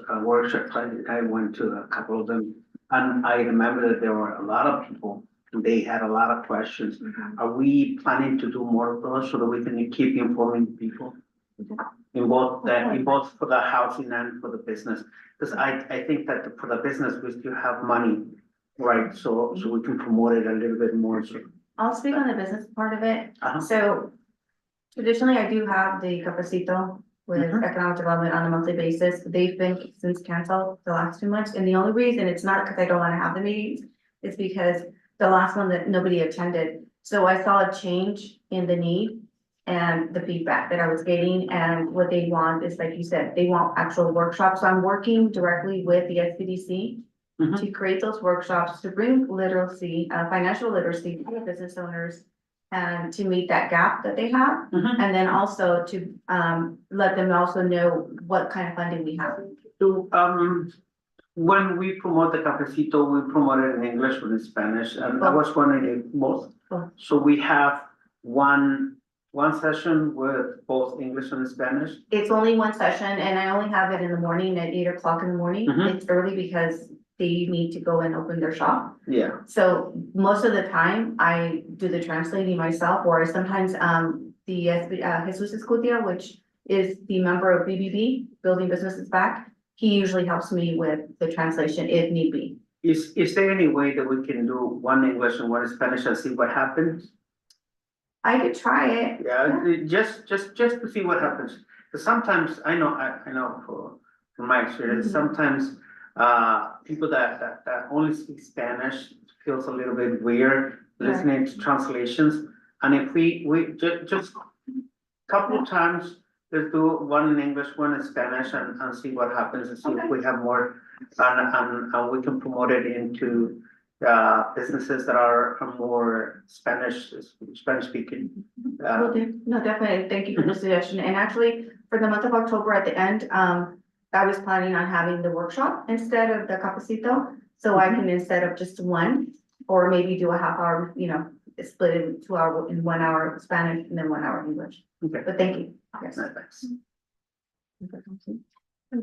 And for housing, we are planning to have those workshops starting in the new calendar year. Something that we learned from the previous workshops that we had at the beginning of this year is that for homeownership, in order for people to understand some of the requirements for homeownership in our community, we have to take a step back and also talk about financial literacy. So the way that we are rethinking about these workshops is that it's gonna have a very strong component about financial literacy. I've already reached out to some community partners that do that piece, so that for some of our residents, I feel that we need to define how their credit impacts the way that how they can actually take out a loan. That even if we have some of these programs, they still need to be able to obtain a loan from their bank, that this is not the only assistance that they need, that they need to be eligible for that traditional mortgage loan from their bank. So all of that, I feel that we need to build into the workshops, and we do plan to restart those in the next calendar year. Because these are heavier concepts, I feel that for businesses, some of the language is more standard, and business owners are more used to navigating systems. I've seen Cafecito work fine, but for me, for housing, I did decide to split the workshops, one in English with interpretation to Spanish. But really everything conducted in English, and then one in Spanish, everything conducted in Spanish with interpretation to English, because I do feel that concepts that are harder to understand, it's better to be presented in the language that people speak. Okay. Yeah, one more question. One question. Somebody asked me this, it said, do I qualify if they have on an item? If they have items, do they qualify? those will be the type of questions that we are targeting these workshops to address, because people can qualify as long as they can find a bank that will actually finance the home. So it will depend on the bank. It will depend on that, and we also have credit unions, and I don't think everybody understands the difference in between those, especially people that have an ITIN. So that's what we want to be a structure for the upcoming workshops. Nice, thank you. Thank you. So we'll move on with, Mayor Pro Tem Corralejo. Yes, thank you, ladies, for your, work on this. I think, I want to say the first time I've seen both of you presenting to the council, and it's honestly, it's exciting to see that we have a full team. But I just have very brief, comments, regarding the housing, the home buyer assistance program. I know this is something that our community members have been asking for a while. And I just, wanted to say, thank you. It's very comprehensive, but simple to understand.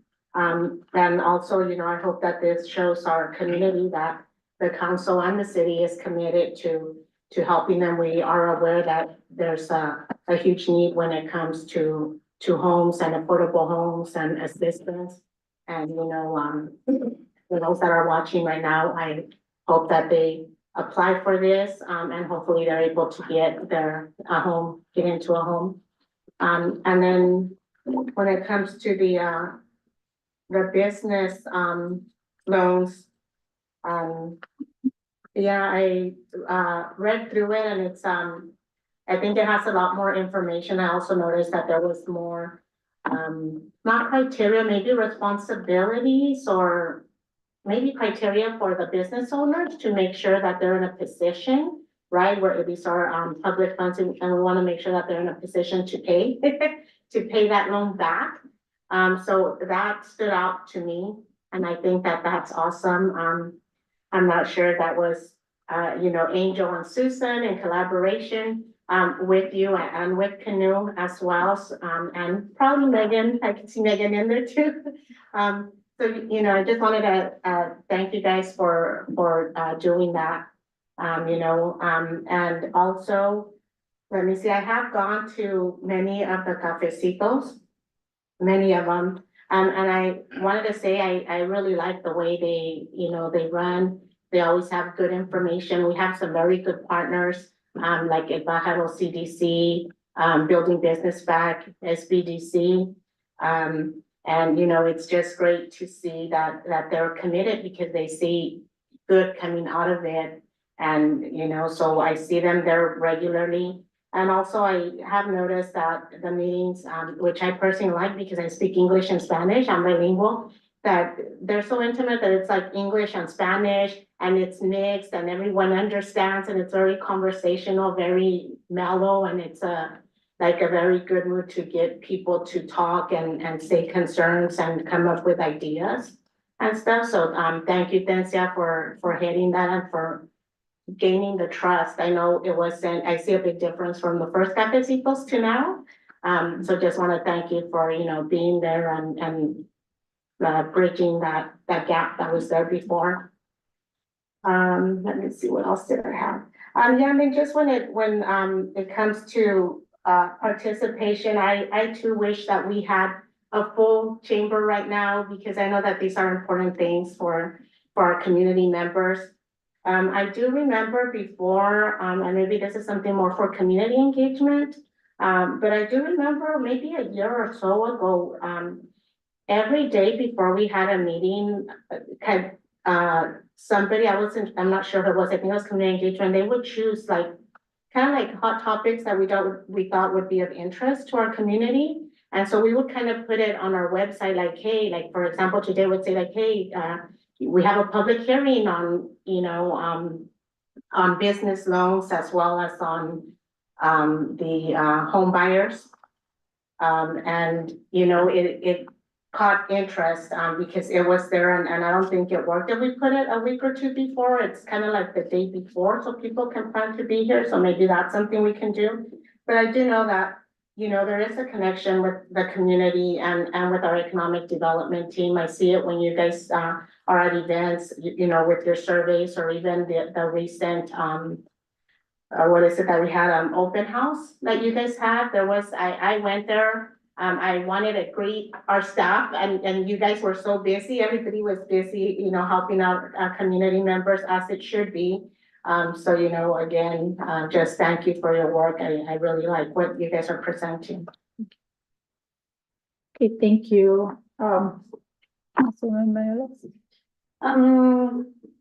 Quick comments, just brief. You had mentioned, Tencia, the next Cafecito in October. You don't have a date yet, It's usually on the last Thursday of every month, the last Thursday. but it's gonna be geared more of a workshop, and this time it's, the intent is to have it in the afternoon. Where people are out of work, maybe from 5 to 7. Because it seems, you know, people in the morning, I was getting a crowd, but the last like 2 workshops was either one or none. So I decided to change it up, you know, people get comfortable. Yeah. So this time, but I wanna focus more on specific, you know, items. Okay. So it's gonna be structured a little bit different. Do you feel sometimes, with our businesses that they're just scared or maybe just stepping out of their comfort zone and reaching out and asking for assistance? No, they're not afraid to ask assistance. Okay, okay. All I right. have people coming to see me all the time. Okay. It's not that. I think that, you know, we've reached an era where we're a little bit over past COVID. Mhm. They're a little bit complacent. Even when I go and visit them and I talked about the funding that we do have available, I just actually talked to somebody yesterday. Yeah. And they're a little bit hesitant. I don't know why that person was hesitant, but there's funding available. But I think at some point, a couple of them, the ones that I did talk to, they're a little bit complacent. They're like, oh, no, I'm okay. I'm recovering. So it's maybe some of that, or maybe they just, you know, need their literacy. The prepping has a lot to do with it. And this is where the collaboration with the SBDC, Mhm. comes in it's very crucial because they can actually prepare the plans, they can do everything. And once I start telling them about that part of it, which is gonna be a bigger factor into this new set of guidelines, Mhm. they'll understand that they really need to get all their ducks in a row. Yeah, because I've had 3 people approach me and one of the 2 may have their ducks in a row. So it's still gonna take time. Right. So It's a process. it's a process. Yeah, the reason I'm sharing is because, you know, whoever's gonna see this later, I want them to know that, you know, Tencia's there to support, so don't be complacent, do it. So I wanna say thank you, and then Beatriz, just a quick thing with me is the housing.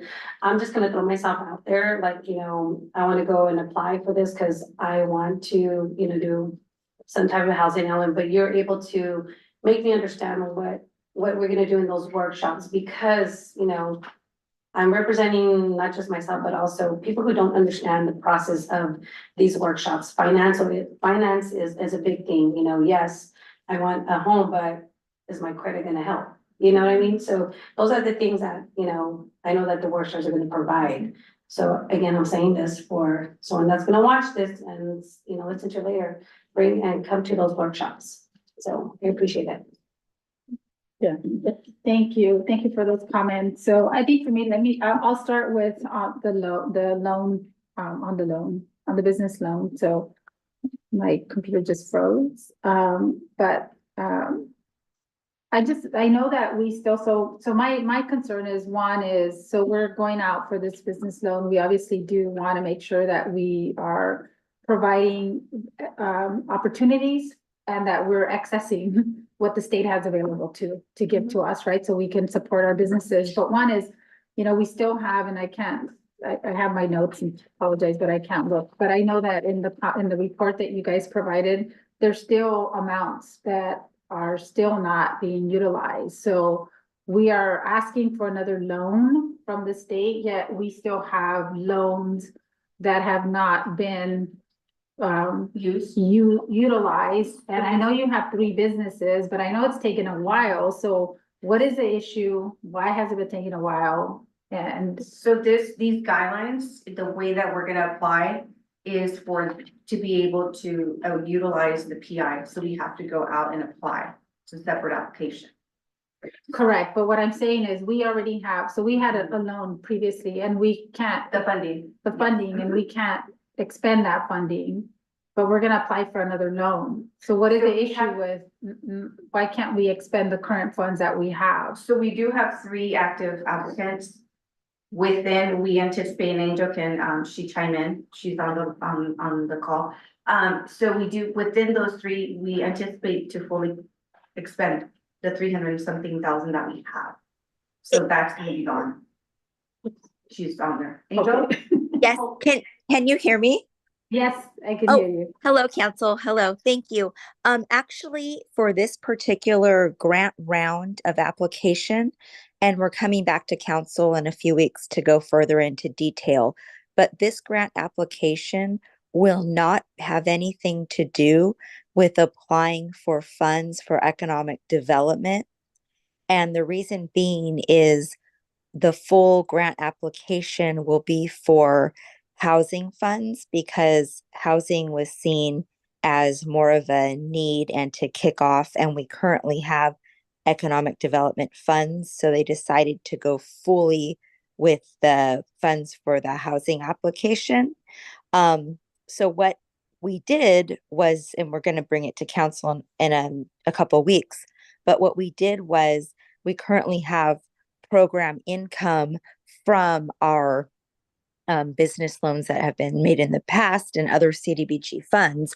And we're going to ask council to utilize those dollars that are in our account already for the economic development new business loans after this money is spent with the businesses currently under applications.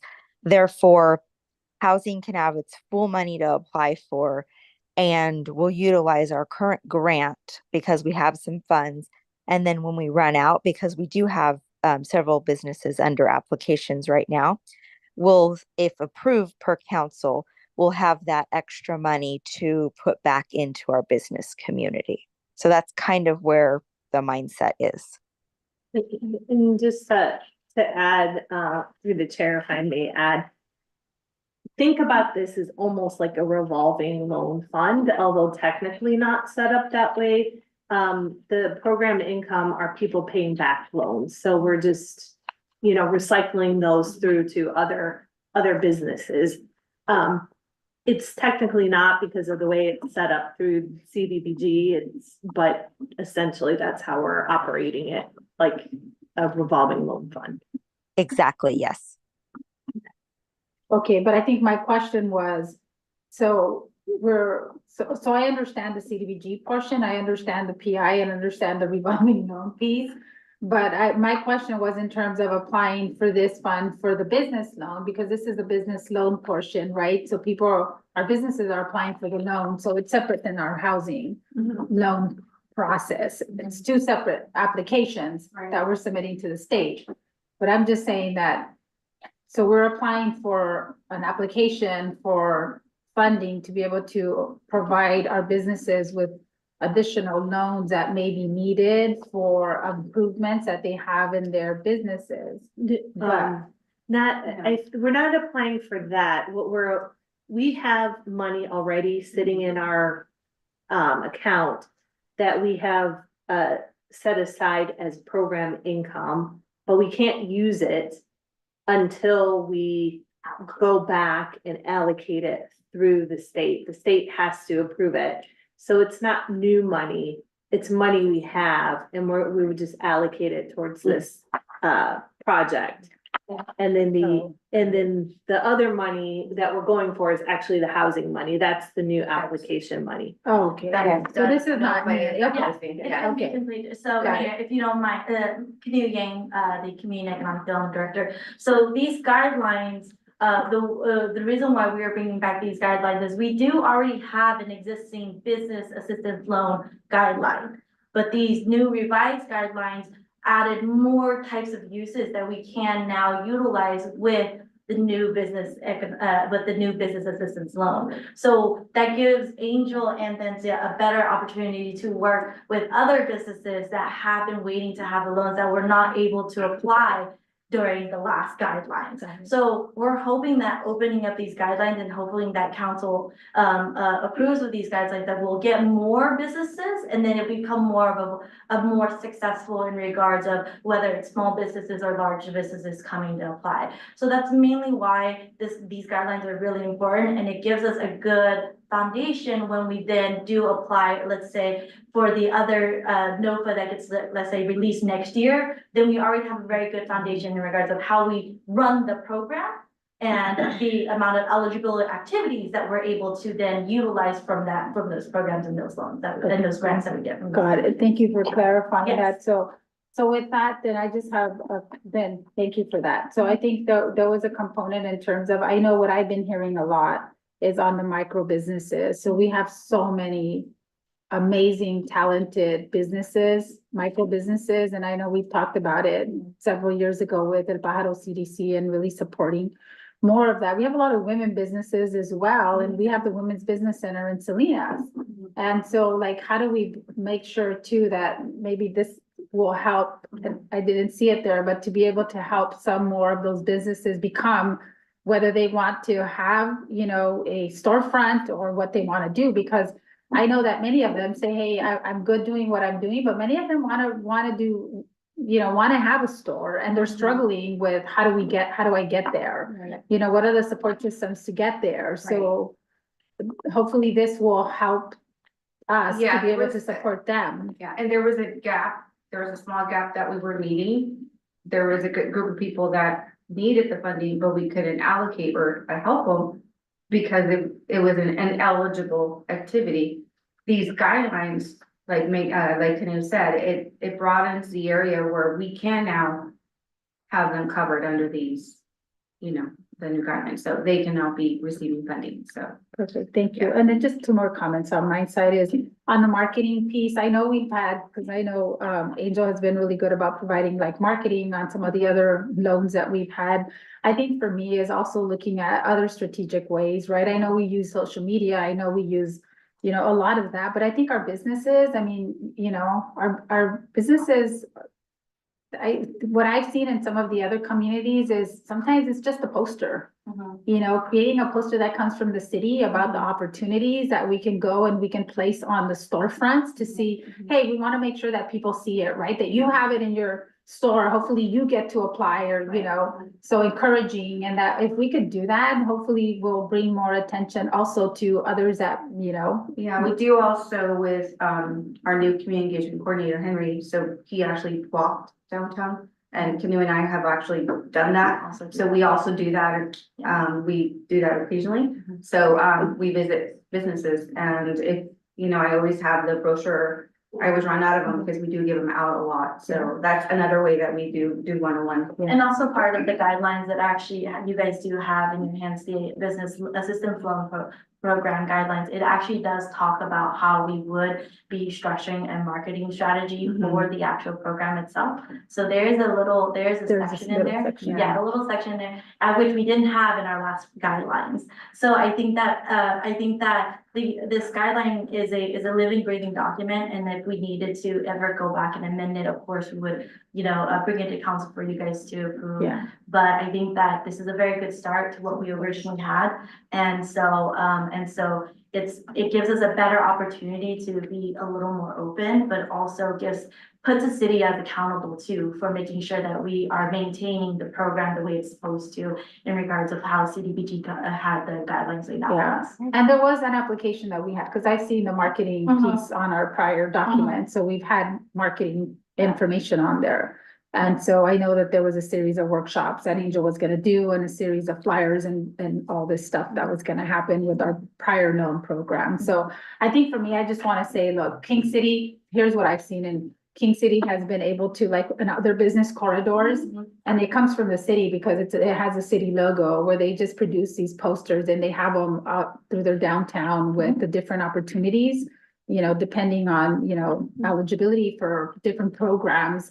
And something simple like that, so sometimes we can say, you know, it's not, people are coming in and out, Yeah. you know, and people might see it that may need it. So I think just, we gotta make sure we're utilizing even the simple marketing tools that we have to be able to ensure that all of our businesses are getting the information and hopefully utilizing the supports that we have. And also, I don't know, and this is, I'm gonna ask, because I think we're in the business section, but in terms of El Pájaro CDC, so are we still working with them? I know we had, okay, because I haven't heard too much of them. I know we don't have an MOU with them, and it hasn't, I mean, we have not had one for, you know, for a reason, but I just want to make sure that we're still working with them We're still because they working, also yeah, bring a yeah. lot of resources. Yeah, Okay. I work directly with Griselda and Juan, who is our new loan officer with the Pájaro Valley, and they do come in. Okay.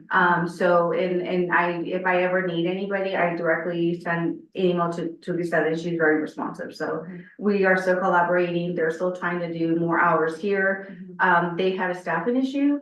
Benicio, I'm not sure if you remember Benicio Vides, he is no longer with them, so that really, Oh, that's why. yeah, Okay. and that really did you know.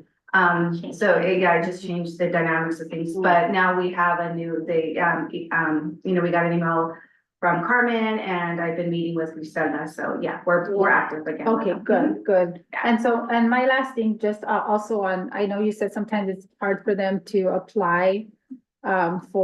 Sometimes they become complacent. I think what the other thing for me is we also, and I think we talked about it at the last time when we had the open houses, we also have to look to the vision that we have, right? Because sometimes it's about us sharing our vision to say, hey, this is how we envision Soledad to be, you know? How can you help us to get there? How do we work together? If we have the funding to be able to do that, and we're trying to access funding at the state level to help you, help us create this vision that we have for our downtown, because we want to be, you know, bringing more tourists, because we want to bring more of our families to stay here locally, to shop locally, but we want to incentivize them. We have the money, but here's our vision. How do you become part of that vision? So I think for us, we need to have that vision, right? To be able to bring them into that space. And I agree with that and appreciate that, because it's just actually just this weekend, I attended the grand opening for the new Taqueria in Montes, and actually took the owner on the side and I said,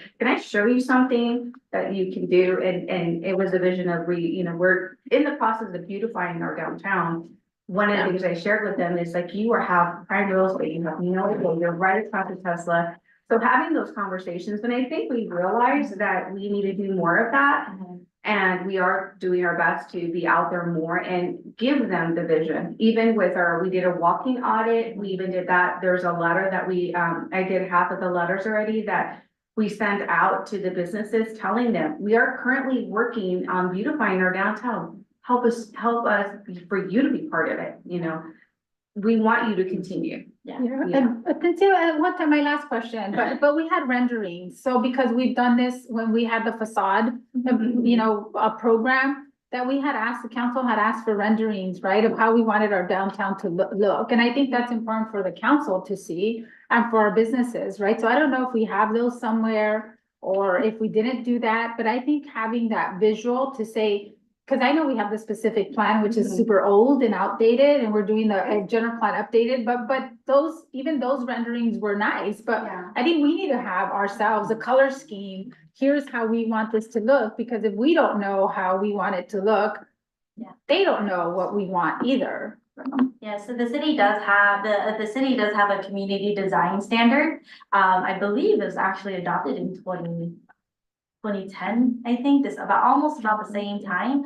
And it does have color palettes in regards of what they would like for the downtown area, or even in our commercial and residential areas. So we do have a community design guidelines and standards, and I'd be more than happy to share that with you. Yeah, I know the community design standards. That's not what I'm looking for. I thought we had some renderings of the color palette and how we wanted our downtown to look when we did the facade. I think I know what you're talking about when so- Brian was here. Yes. Yes, it was when Brian was here for the time. It was, and I know exactly, and I think actually part of that, Dawn, is here.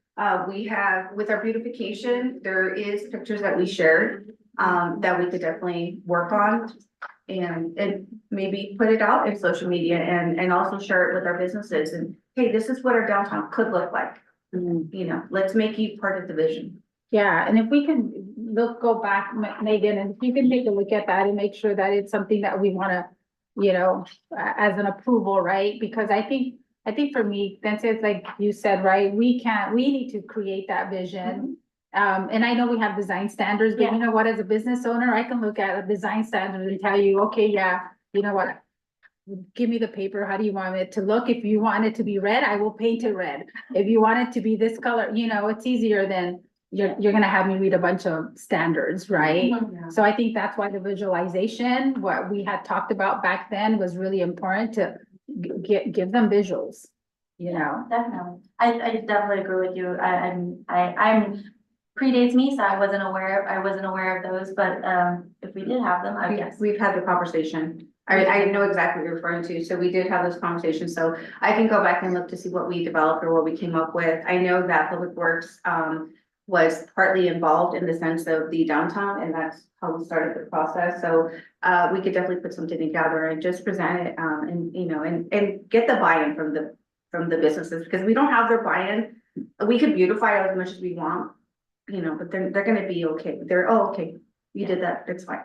Yeah. So, And you can say, we have money and you can do this. Oh, Mhm. great, you know, and it matches. So I don't have anything on the housing. I just want to say thank you. The guidelines, I know the first time home buyer program, it brought me back a bunch of memories from my home days in the city of Salinas. And I just want to say thank you because I think it's something that we really need.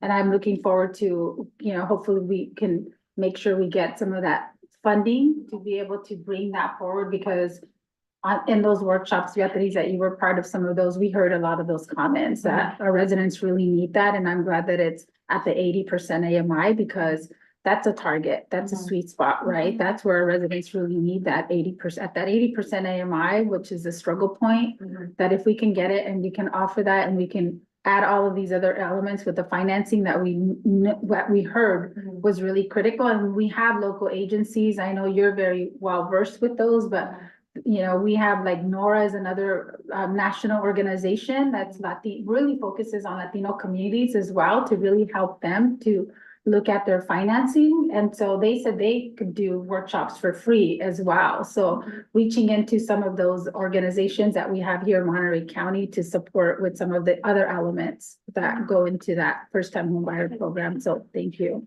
Thank you.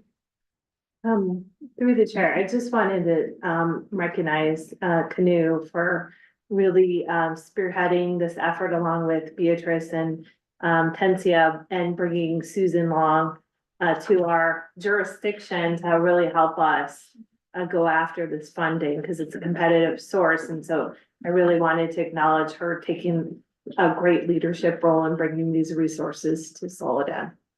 Yeah, thank you. And Susan's on the line. So I don't know if there's anything, Susan, that you want to comment on. Thank you so much for helping our team to put all this together. And thank you to our team for putting all this together and for your commitment to both the business side and, you know, our home, on our home side as well. So, Susan, if you want to say something? Susan, is there any comments you want to make?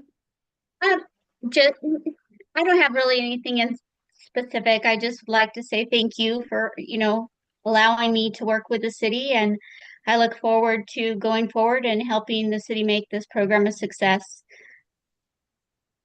Well, thank you so much. We appreciate your commitment as well. So we look forward to a successful application process. Thank you. We will be bringing the application to you hopefully on the October 23rd meeting.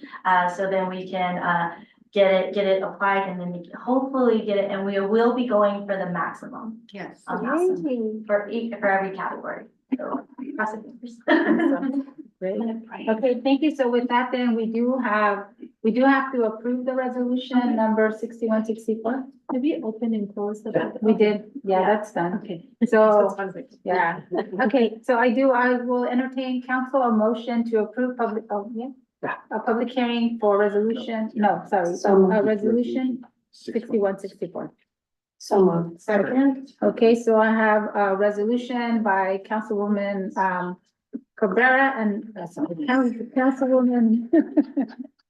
Oh, my goodness. Sorry, Councilwoman Banuelos, and I will take the second from Mayor Pro Tem Corralejo. So all in favor, say aye. Aye. Any opposed? Okay, so motion carries on 4-1 with one being absent. Thank you. Thank you. Thank you to our team, our economic development and planning team for all your hard work. Thank you. Okay, so next item of business, which is our final item, business resolution, or only resolution number 6163, a resolution of the City Council of the City of Soledad approving the reorganization of the Public Works Department wastewater facility operations staff, and I will turn it over to our Public Works Director, Don Wilcox. Hello again, Mayor and Council. As several council members witnessed from the tour of the wastewater facility last Saturday, it's a big complex facility, and we've always thought of it as our new plant. Well, our new plant is now 16 years old and needs a lot of attention. There's thousands of components, from pumps to sensors to motors to everything electronic, mechanical. We have to maintain hundreds of acres of rapid infiltration basins, paint handrails. It's a huge complex, and I think everybody that's been out there and seen it knows that it's a lot of work. So it's basically maintained 10 hours a day, 7 days a week by operators and utility maintenance mechanics. In 2010, when we opened the plant, we had 2 utility maintenance mechanics. That was fine because everything was brand new. It's like when you buy a new car. And then as it got older, we really started contracting out a lot more and ended up, fortunately, it took a while, but we created a 3rd utility maintenance mechanic in 2022. Since then, the maintenance issues have continued to increase, and we really needed to apply more structure and organization to the way we maintain things. We needed more time in purchasing to get better prices, a work order system to automatically do preventive maintenance on different components, and somebody to work with vendors like electricians and mechanical contractors to make the larger repairs. So we created a maintenance manager position. Since then, the maintenance manager has moved on to a management analyst position, so a promotion, and the senior utility maintenance mechanic has promoted to the maintenance supervisor. So we've increased the capability of the maintenance team, but that left a utility maintenance mechanic position open. We did all this reorganization with the current year budget when council adopted that. But what we didn't have in place was continued funding for the position, so we didn't fund that additional position. Now that we've had a little chance to look at the budget, there is sufficient budget. What we were concerned with is being able to fund it years in succession.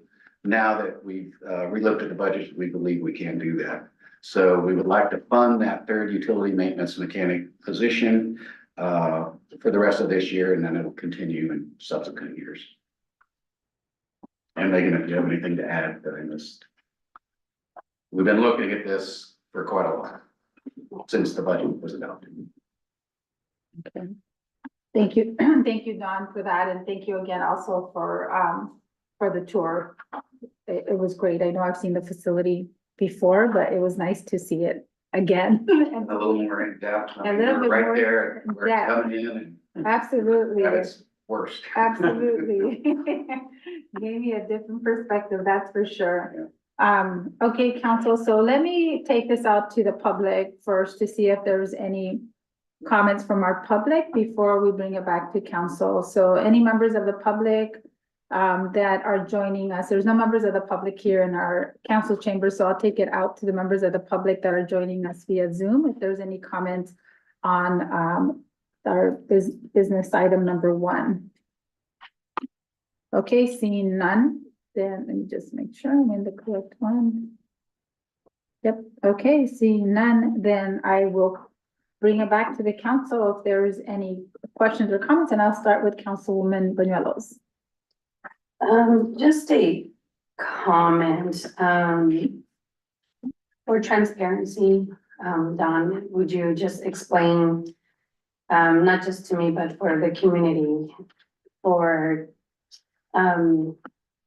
the org chart, you know, there's that promotion and then the promotion, and then we have that, we already budgeted for this position, really, correct?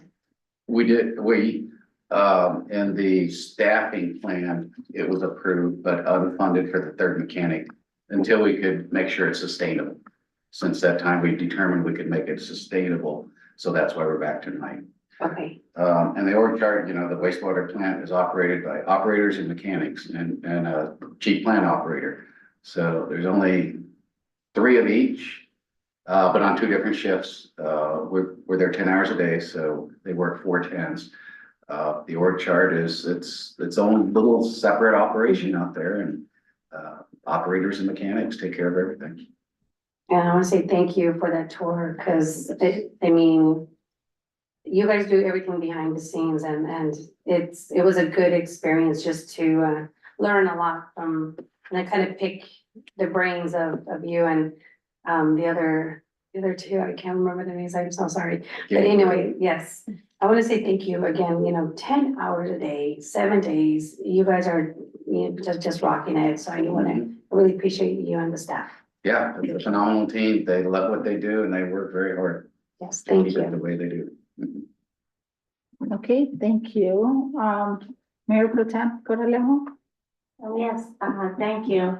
I unfortunately was not feeling well, so I wasn't able to join everyone in the tour. However, I have had the privilege to go and tour the facility. And it is definitely, you know, pretty inspiring when you think about it. I think, you know, the city of Soledad and you as our leader of public works is spearheading this and pretty much I think in all of South County, right, we're the only ones or the first ones that had this facility, so we're kind of learning as we're going.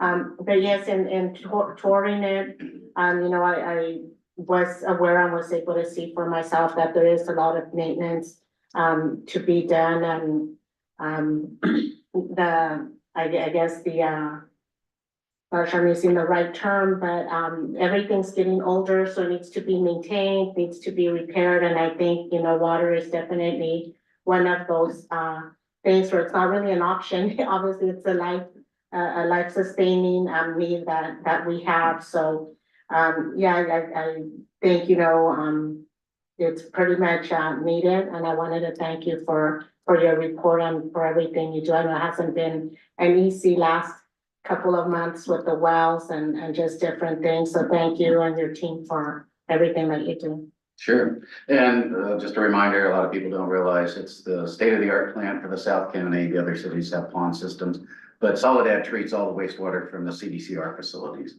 So that's an even larger flow. So we're treating like 3 million gallons a day. Wow. And it comes no matter what. So we It sure have does. to make sure it gets adequately treated. And they do a great job. Yeah, thank you. Councilmember Cabrera? I'm not sure if I missed that portion, but I only have one question. Do we have somebody internally that can take that position? The utility maintenance mechanic, I don't remember if we have anybody. So we promoted 2 from utility maintenance mechanic to senior and then from senior to manager. I believe we did have somebody from the Parks Department, yes, is ready to transfer over to the wastewater to serve this position. Because after that tour, I mean. It's an eye opener. Yes, now, I said before you weren't here, but I said that it is one thing when you hear that you have a great team and when you actually see them in action and see what they do. And I think that I work in several places in which they always bring people from the outside into it, and they don't allow the people that work every day right there to grow.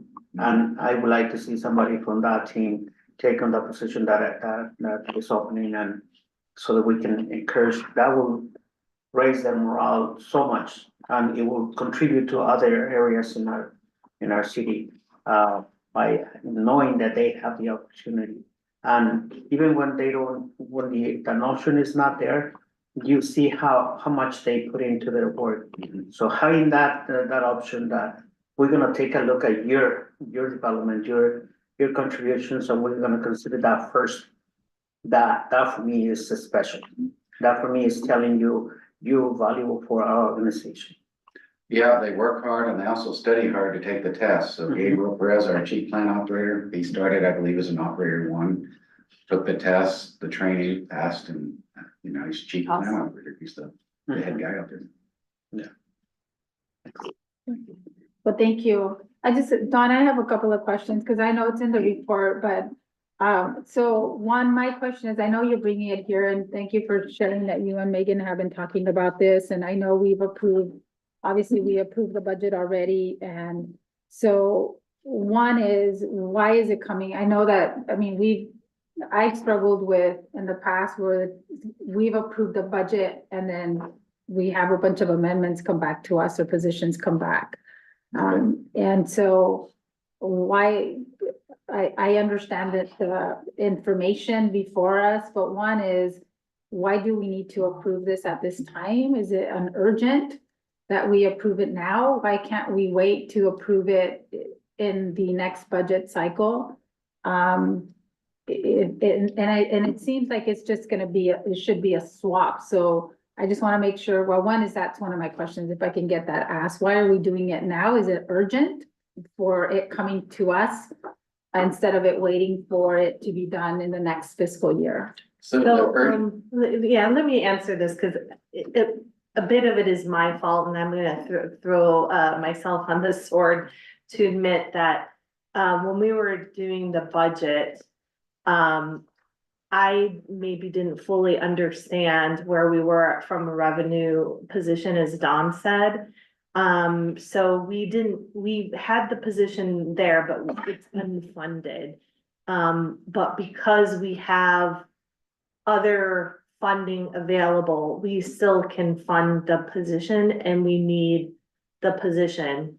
Because I think, as described, we really should always have those three mechanics given the level of maintenance. And in a way too, it will help reduce the cost of reliance on consultants, because, if they're able to handle things as they are happening, we'll have less likely to have something broken that then requires a professional to come in. So, it really was me wanting to have comfortability that we could sustain the position within the budget that we have. And after talking to staff, as we were working through the budget, there was a lot of capital things coming through, a lot of staffing needs that we had. I think I didn't fully grasp where the funding was coming from, and now I have a better sense of that. Yes, we can afford it. We do have the operation availability. We're more constrained in the water enterprise than the sewer enterprise. So I will claim responsibility for the lack of not having this done at the budget. We did address all of these other movements. They were reflected in the budget and they were contemplated. It's just this mechanic that was not funded. Okay. If that makes sense. And anytime we did create a new position, added a new position. The concern is to make sure that you can sustain that additional payroll. And that took us some time. Yeah, so I didn't see where this is coming out of the wastewater, what budget line item is this coming out of then for funding of this position? It comes out of the top section of the budget, the payroll section, the operations and maintenance. Doesn't come out of the capital. And that's why we have to sustain it if it's out of the operations and maintenance capital. It's, we cut projects here and there, whereas you don't want to do that with your operations and maintenance staff. So it's not part of our, it's outside of our general fund. Correct. It's in the It's in It's in the sewer fund. Yeah. Okay. And it won't, as Don was mentioning, it's not the capital part, it's the operations part of our budget. Okay, and that doesn't need fee increases from our residents to be able to sustain that operation? We've established that we can sustain it with the existing rate structure. Okay. Okay, good. Well, I just wanted to make sure for our residents that there's no existing fee increases. Not for this action tonight. Yeah, I think we have to reevaluate the budget as a whole for the capital needs for both water and wastewater, but this is already part of the budget. Yeah, the operation was fully funded. Okay, and then so it's a swap anyways, because we're eliminating one manager position and creating this position, so we're not, what's a total budget amount that is going to be our annual? So it's actually not really swapping. We did all the swaps with the budget. What it is it's adding a utility maintenance mechanic and reinstating it because it was unfunded. And the only other thing that we're doing is before we had a maintenance manager, but we're changing the position to a supervisor. It doesn't make sense to have a maintenance manager. So we have some savings there, and we have a new job description to reflect the supervisor position. Okay, so then with that, Megan, I'm sorry, because we're adding a new utility maintenance, we're eliminating the maintenance manager. And then we're doing the reinstatement of the utility maintenance. Yeah, So- yes. But what's the annual? So we're adding one person per se, although they exist in our org structure, we're just funding it this year. Yeah. And the total org annual? chart before and after this action is attached to the staff report. Yeah, and I see the after, but I'm saying, what is the annual budget? There's nothing in this year, obviously, but what's a hit to the budget next year? So what's the total amount of that funded position? Don't think we have. Cause you gave us a monthly amount, but there's no annual. What's the annual total so that's gonna be a new amount? That amount times 12. No, because it doesn't include the benefits. So according to our finance director, the cost for the third utility maintenance mechanic was incorporated into the 24-25 budget when it was adopted. We just did not fill it. The funding was there, the organization changes was there. It was just unfunded. So I believe we're asking to go from unfunded to funded. So there's no impact with this on the budget. The money was already there. We just wanted to make sure it was sustainable. Okay, so I know Mike's on the line. Mike's Howard's on the line. So Mike, can you hear us? So what's the total of the unfunded? We had an unfunded position, but now we are gonna fund it. So what's the annual funded now amount for that position? I think Oh, he's talking. Oh, we can't hear you. Can you hear me now? Oh, yeah, now we can. So, I apologize, I don't have the numbers right in front of me, but, when we looked at this, there is a position that is funded, and when we looked at the salary changes that are taking place as these positions are moving, the cost increase was actually insignificant. I think it was essentially $4,000 for the remaining 7 months of the year. So that's where we're coming from, because there was an additional position that was funded in the budget. It just wasn't called the utility maintenance mechanic. Okay, so 4,000 for this remaining year, but for next budget cycle, then it'll be fully funded, and it'll be a fully funded position, and you guys have determined that it's sustainable. And that's sustainable at what rate? What's a total cost? But remember, though, that the majority of the position is already funded. So that that increment would only be, let's call it another $1,000 or another $2,000. So the incremental cost would only be $6,000 in the new budget, because the majority of the position is already there. It's just that there's a salary difference of, I think it was $3.65 per hour between the position that was budgeted versus the utility maintenance mechanic. Okay, so we carried it and we carried the budget. We never utilized that fund for anything else, so we still left it in there. Got it. Correct. Okay, yes, okay.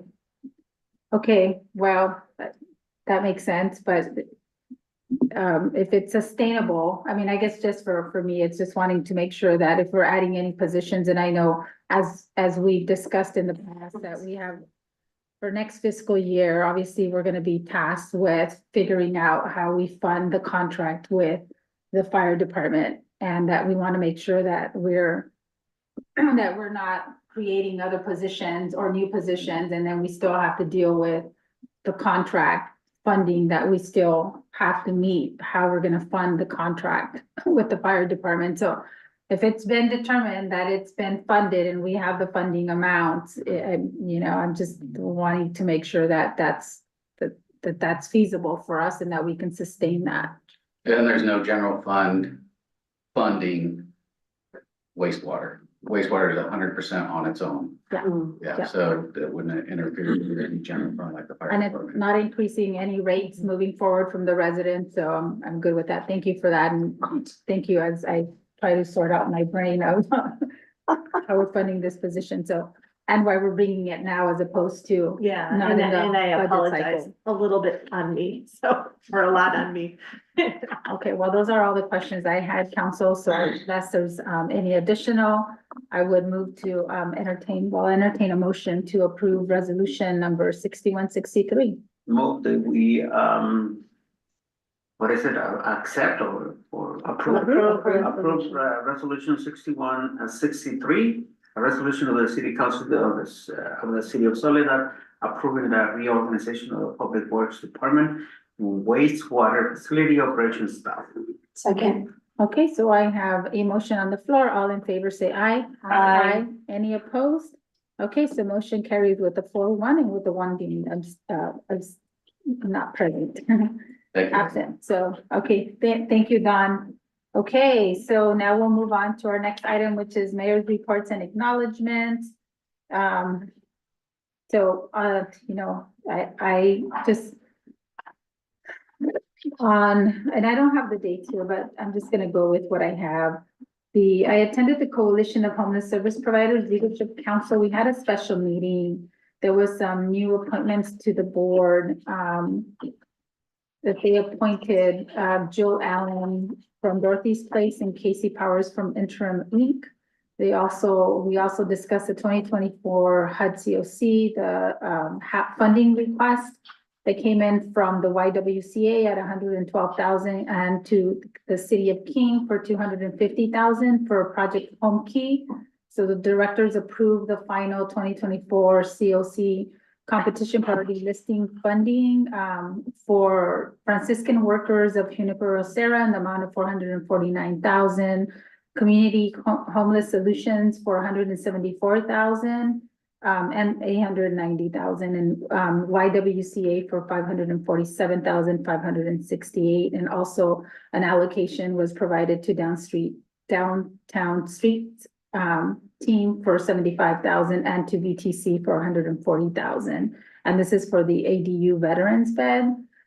There was also a recommendation by Roxanne Wilson from the county to prioritize the clients over at 545 Work Street and part of their cars for 60 days, so they can be able to ensure that they could re-enter them as part of their unsheltered homelessness counts. And also they were moving forward with the appraisal process for their Fairview property in Salinas. So they gave us updates in terms of the transition of the share center and of the operations of the transition share center. The person that is now, or the agency that's now operating the center is Community Human Services. They've taken over the contract, and that's a contract with the city of Salinas. They did also provide an announcement and thank the Housing Authority because they were able to work with the city of Salinas to host an event at Sherwood Hall where they were able to issue over 1,000 vouchers. So that was pretty exciting because I know that's always a big crazy process for the Housing Authority and for our residents. So they said they increased the landlords who wanted to participate in the program. So that was great to hear. I also, as was said earlier, participated in the tour of the city facilities. So we toured the Los Coches Adobe, the wastewater treatment facility, and also the wells within the city. So I just want to, again, thank Don, Gabriel, and I think Juan, who provided us with a tour. And thank you for making that happen.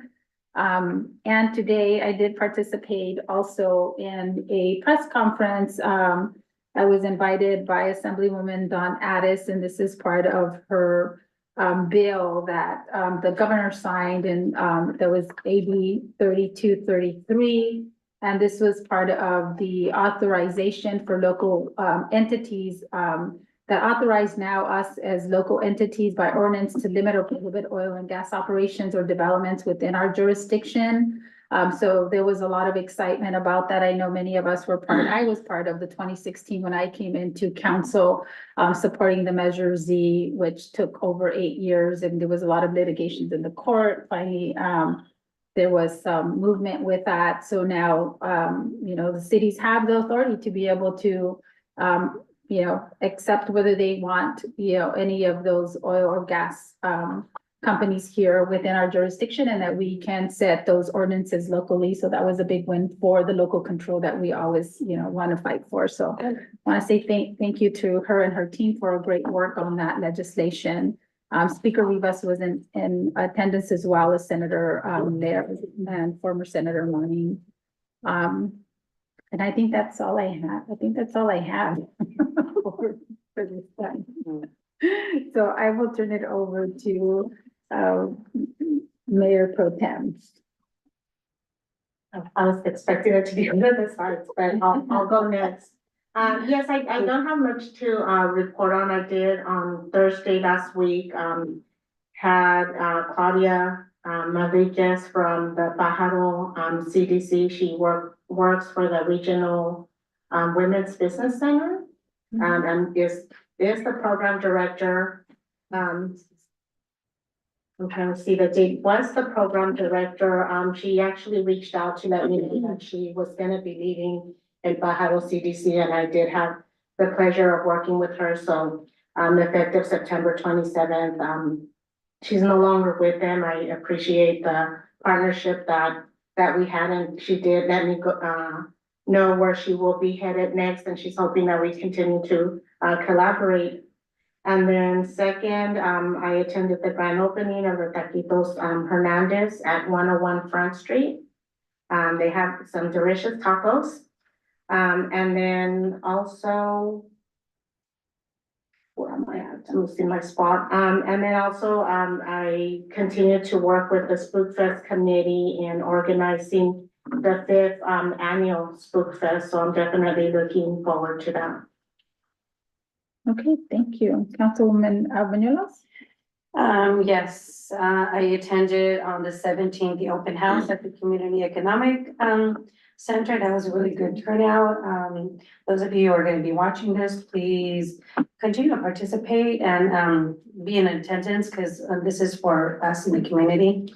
September 19th, I participated in the Salinas Valley Solid Waste meeting in Gonzales and met with the owners there, and also the staff as well. And it was really good collaboration.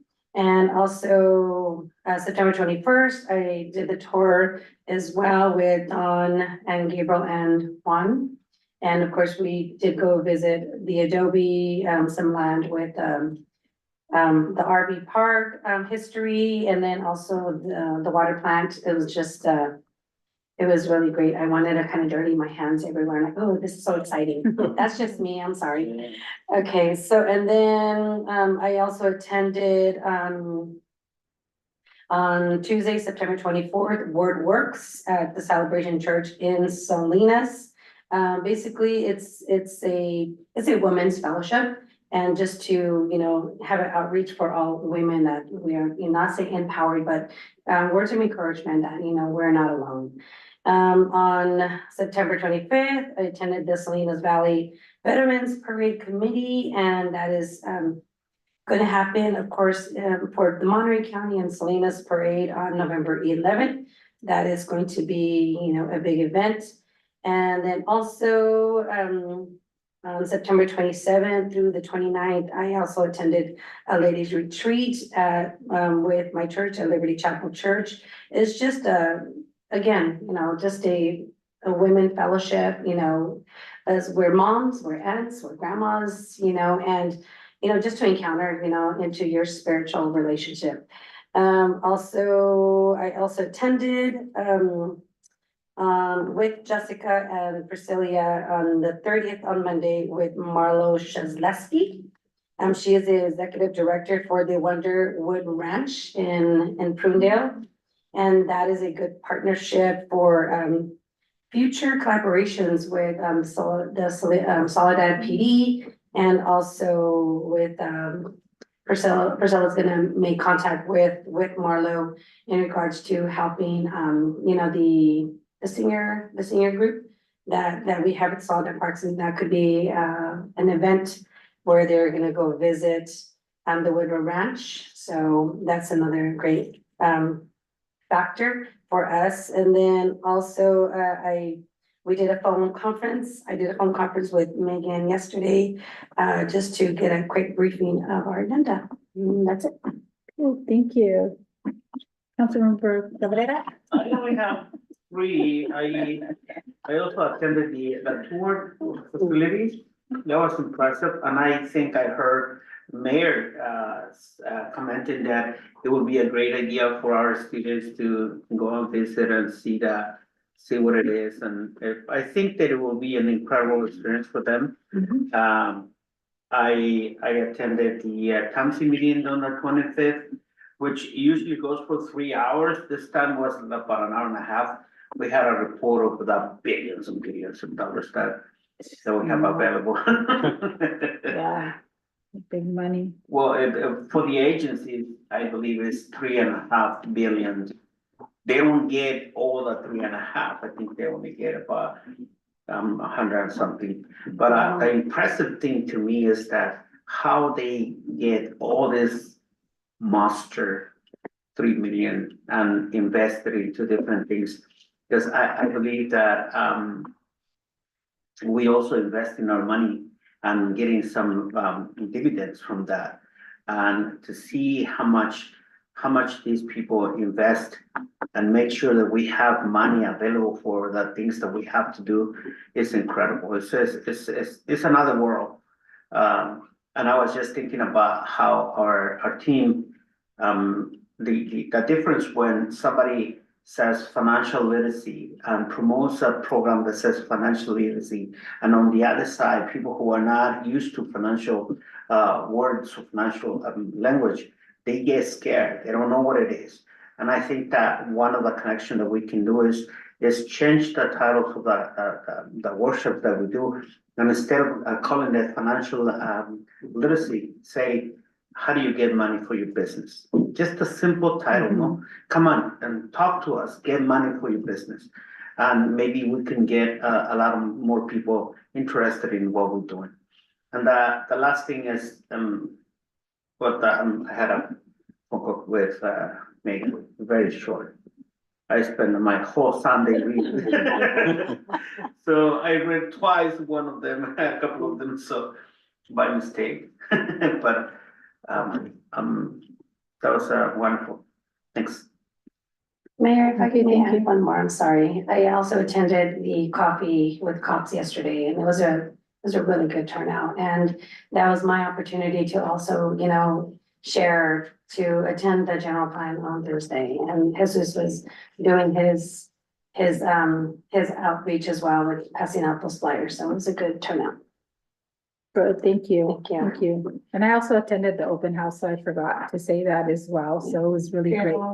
to see, yeah, to see, some of our community members come out and, just, our team is great, so, okay. Yeah.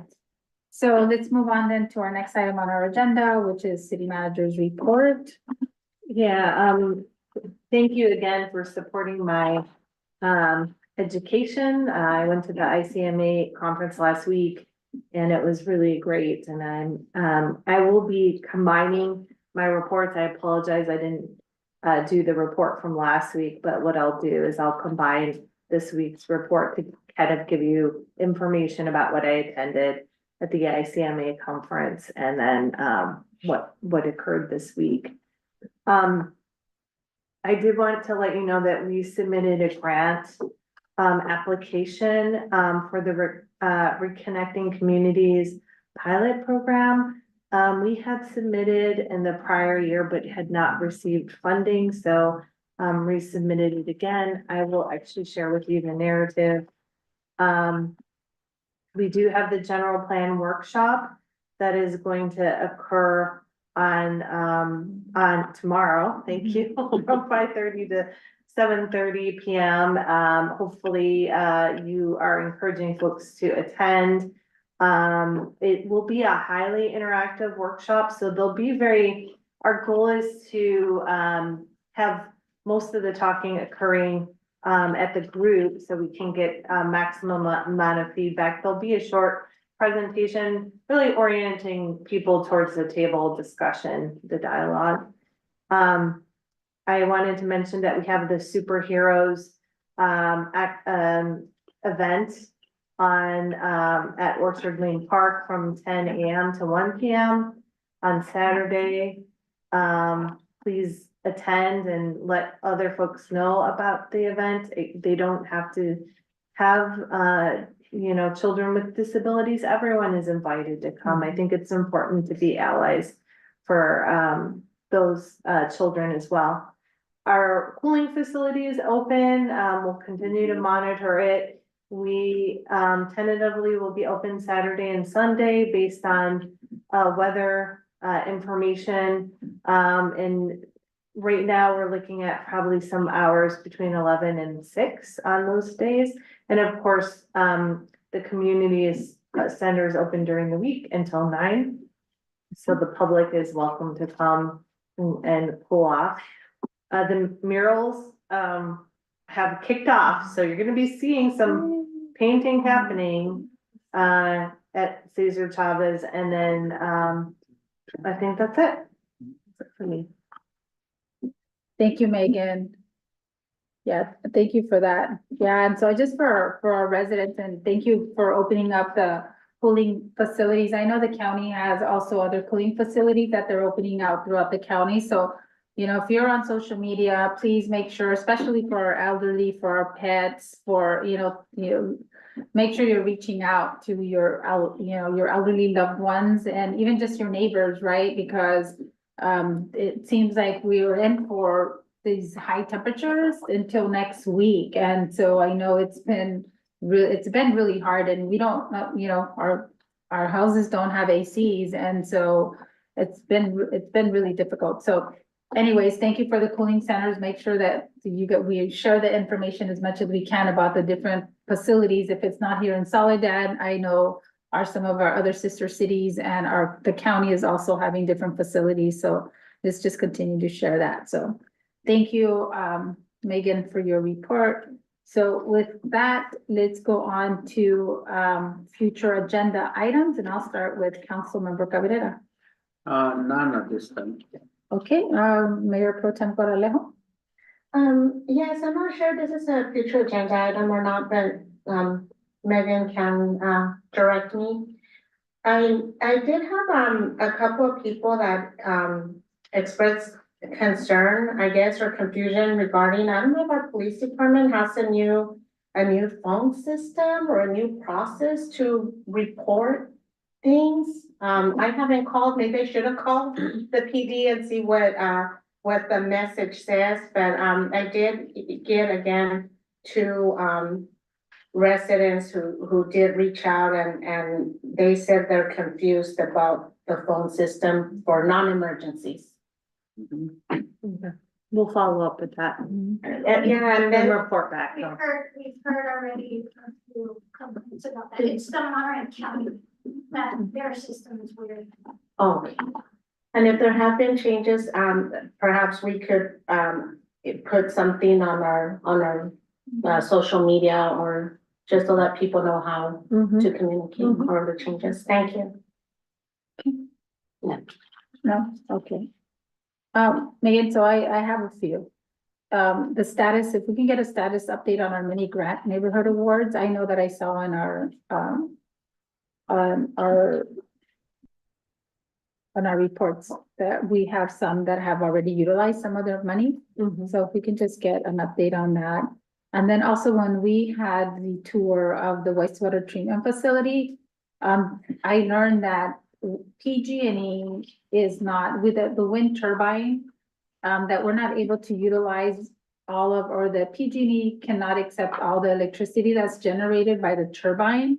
And so somehow we're not getting all of the energy storage capacity that the turbine has. So can we get a PG&E representative to provide us with an update in terms of the turbine and what are the challenges? I know Don was explaining it to me, but I think it's important to be able to get an update on, okay, so what is the issue and what are some potential solutions if we're not utilizing that wind turbine to its capacity? And then I know you did great in telling us about your trip. So I've seen like in other especially like in MST, some of the staff also reports when they're taking, when they go to conferences, if they can highlight also within those reports, especially the department reports that we get on a monthly basis, if there's a mechanism of how they can also highlight the conferences that they attended, the workshops they attended, and what were some of the discussion items, I think that would be helpful for our staff, because I know that our team is it's good to go to conferences. I think it's important because you get to hear, other initiatives and things that we can strategize and do better. But I think it's important for us to understand what are some of those other discussion conferences or the conferences that our team's attending. So if we can get that added to the report sections for our departments, that would be great. And then I know that we have already a grant agreement with the encampment resolution grant, so I'm really glad that we finally got that. But if we can get an update, and it doesn't need to be an update, but it doesn't need to be a formal update, but just an update. And it can even be something on social media just to let our residents know, like, hey, here's where we're at with encampment resolution. So people know. I think it's important. This is a critical money for us, and I think it's a critical initiative that the city has engaged in for the past, 2.5 years. So just if we can get something, just a quick social media kind of update of where we're at with the encampment resolution funding. And then I just wanted to let the council know as well that we're working on coordinating a meeting with Senator Laird on October 10th with our city staff. So he has requested to have a meeting so we can provide him with additional insights in terms of what the city is doing and some of the city initiatives, and for him to be able to learn a little bit more about the great things that the city of Soledad is doing and what's happening here. So we'll be coordinating time to have him here for a couple of hours and to be able to share with him a lot of those initiatives. And then the last thing too, I just, forgot to say this, but I wanted to say thank you to all of our team. I think it was Jesus. Jesus was able to provide an opportunity with the Leadership Monterey County. I'm an alumni of Leadership Monterey County. The cohort for this year was able to come to Soledad last Friday. I know they were here once before, and the coordinator Mitchell had asked if they can come back again because they had a great time. They learned a lot about South County. They do a South County trip. And so they wanted to include Soledad as part of their South County trip again. And so I was going to be out, Megan was going to be out. Jesus also took the class. Jesus Valenzuela took the class last year. So he's also an alumni. And so Megan asked if he can support in coordinating the Leadership Monterey County cohort, which is, individuals from all over, different agencies, representing different agencies in Monterey County. And so they came, and I heard that really amazing accolades, that our team did an amazing job, and that the participants were really excited to learn that of all of the different initiatives that the city of Soledad is engaged in, all of the economic development, a lot of the tourism. And so people were really excited to know that it's happening in Soledad. So I just want to do a shout out to Jesus, to, I think Cynthia was here, to Canoe, to Jessica, and Public Works. and Public Works. So they all, Police department. in the police department, they were all able, and Chief Watson, they were all able to provide, updates and what we're doing here in Soledad. So anyways, big shout out to them for hosting them. And so, so it's happening in Soledad. More people are recognizing all the work that we're doing, and it's really nice to see. So thank you. Okay, so with that, then,